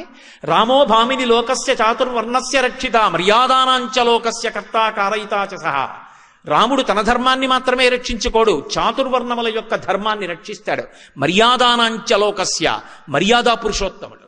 ఇలా ఉండాలి కట్టుబాటు అంటే అని చెప్తాడు. ఆ కట్టుబాటు అలా జరిగేటట్టు చూస్తాడు. కట్టుబాటు తప్పడం రాముడికి ఇష్టం ఉండదు. అంటే ఆచారకాండ మీద అంత నమ్మకం ఉన్నవాడు. యజుర్వేద వినీతశ్చ వేద విద్భి సుపూజిత ధనుర్వేదే చ వేదేషు వేదాంగేషు చ నిష్ఠిత. అమ్మ రాముడికి వేదాలన్నీ తెలుసు, యజుర్వేదం విశేషంగా తెలుసు. యజుర్వేదంలో పుట్టాడు. యజుర్వేదంలో పుట్టలేదని అప్పయ్య దీక్షితారు వారు ఏడిచారు. యజుర్వేదం ఎందుకంత గొప్పదైందంటే యజ్ అంటే ఆరాధన. యజుర్వేదం దక్షిణ దేశంలో చాలా ఎక్కువ. కృష్ణ యజుర్వేదం చదువుకున్న వాళ్ళే అందరూ. యజుర్వేదం చదువుకుంటే దేవతల్ని ఆరాధించి దేవతల యొక్క అనుగ్రహాన్ని పొందడం తెలుస్తుంది. అందుకే మీరు చూడండి రామాయణంలో లక్ష్మణస్వామి వచ్చి అరణ్యకాండలో మాట అంటాడు, అన్నయ్య పర్ణశాల నిర్మించమన్నావు, పరమానస్మి కాకుత్సా త్రైవర్ష శతం స్థితే స్వయంతు రుచిరే దేశే క్రియాతుమితి మాం వద అన్నాడు అరణ్యకాండ. అన్నయ్య పర్ణశాల కట్టాను, ఎటువంటి లక్షణాలతో ఉండాలో అలా కట్టాను. అన్నయ్య నువ్వు సీతమ్మ లోపలికి ప్రవేశించండి అన్నాడు. లక్ష్మణస్వామి వంక చూసి నవ్వి రాముడు అన్నాడు, లక్ష్మణ గృహప్రవేశం అలా చేయకూడదురా. గృహప్రవేశం చెయ్యాలి అంటే మొట్టమొదట కర్తవ్యం వాస్తుశమనం సౌమిత్రే చిరజీవిభి. ఒక ఇంట్లోకి ప్రవేశించే ముందు తప్పకుండా ఆ ఇంట్లో గృహదేవతలు, ఆ ఇంట్లో ఉండేటటువంటి ఇతర భూతములు అనుగ్రహించాలి అంటే కర్తవ్యే వాస్తుశమనం, వాస్తు పూజ, వాస్తు హోమము చెయ్యాలి. చేసే హోమంలో దేవతలకు హవిస్సు ఇవ్వాలి. దేవతలకు హవిస్సు ఇచ్చి ఇంట్లోకి ప్రవేశించాలి. నాకు ఆ మంత్రములు వచ్చురా, వెళ్ళి నేను పదార్థాలు చెప్తాను పట్రా, హోమం చేసి లోపలికి ఎడదాం అన్నాడు. ఆయన అంతటి యజుర్వేదవేత్త, ఆయనకి తెలియనిదేం లేదు. అందుకని యజుర్వేద వినీతశ్చ వేద విద్భిస్సు పూజిత ధనుర్వేదే చ వేదేషు. ధనుర్వేదం బాగా తెలుసున్నవాడు. వేదాలే కాదమ్మా వేదాంగేషు చ నిష్ఠిత, వేదము యొక్క అంగములన్నీ చదువుకున్నవాడు. అందుకే సభలో కాలు మీద కాలు వీరాసనం వేసుకుని అందరికీ పాఠం చెప్తాడు, వేదాంత పాఠం. వైదేహీ సహితం సురద్రుమతలే హైమే మహామండపే మధ్యే పుష్పకమాసనే మణిమయే వీరాసనే సుస్థితం అగ్రే వాచయతి ప్రభంజనసుతే తత్వం మునిభ్యపరం వ్యాఖ్యాంతం భరతాధిభి పరివృతం రామం భజే శ్యామలం. వేదాంత పాఠం చెప్తూ ఉంటాడు. అటువంటి మహానుభావుడమ్మా. కాబట్టి యజుర్వేద వినీతశ్చ వేద విద్భి సుపూజిత ధనుర్వేదే చ వేదేషు వేదాంగేషు చ నిష్ఠిత తేజసాదిత్య సంకాశ క్షమయా పృథివీ సమః బృహస్పతి సమోబుద్ధ్య యశసా వాసవో సమః. అమ్మ రాముడంటే వేరొక సూర్యుడమ్మ. ఆయన భూమి మీద నడిచి వెళ్ళిపోతుంటే సూర్యుడు ఎడుతున్నట్టు ఉంటుంది. తేజసాదిత్య సంకాశ. ఎక్కడి నుంచి వచ్చిందో తెలుసా తేజస్సు? ధర్మానుష్ఠానం చేత వచ్చిన తేజస్సమ్మాది. తేజసాదిత్య సంకాశ క్షమయా పృథివీ సమః. భూమికి ఎంత ఓర్పో అంత ఓర్పమ్మాయింది. ఆయనే కట్టు తప్పితే ఈ లోకాలు నిలబడవు. అందుకు కదమ్మా ఇంకా నిలబడ్డాడు రావణాసురుడు. కాబట్టి క్షమయా పృథివీ సమః బృహస్పతి సమో బుద్ధ్యా. బుద్ధిలో బృహస్పతి లాంటి వాడమ్మా.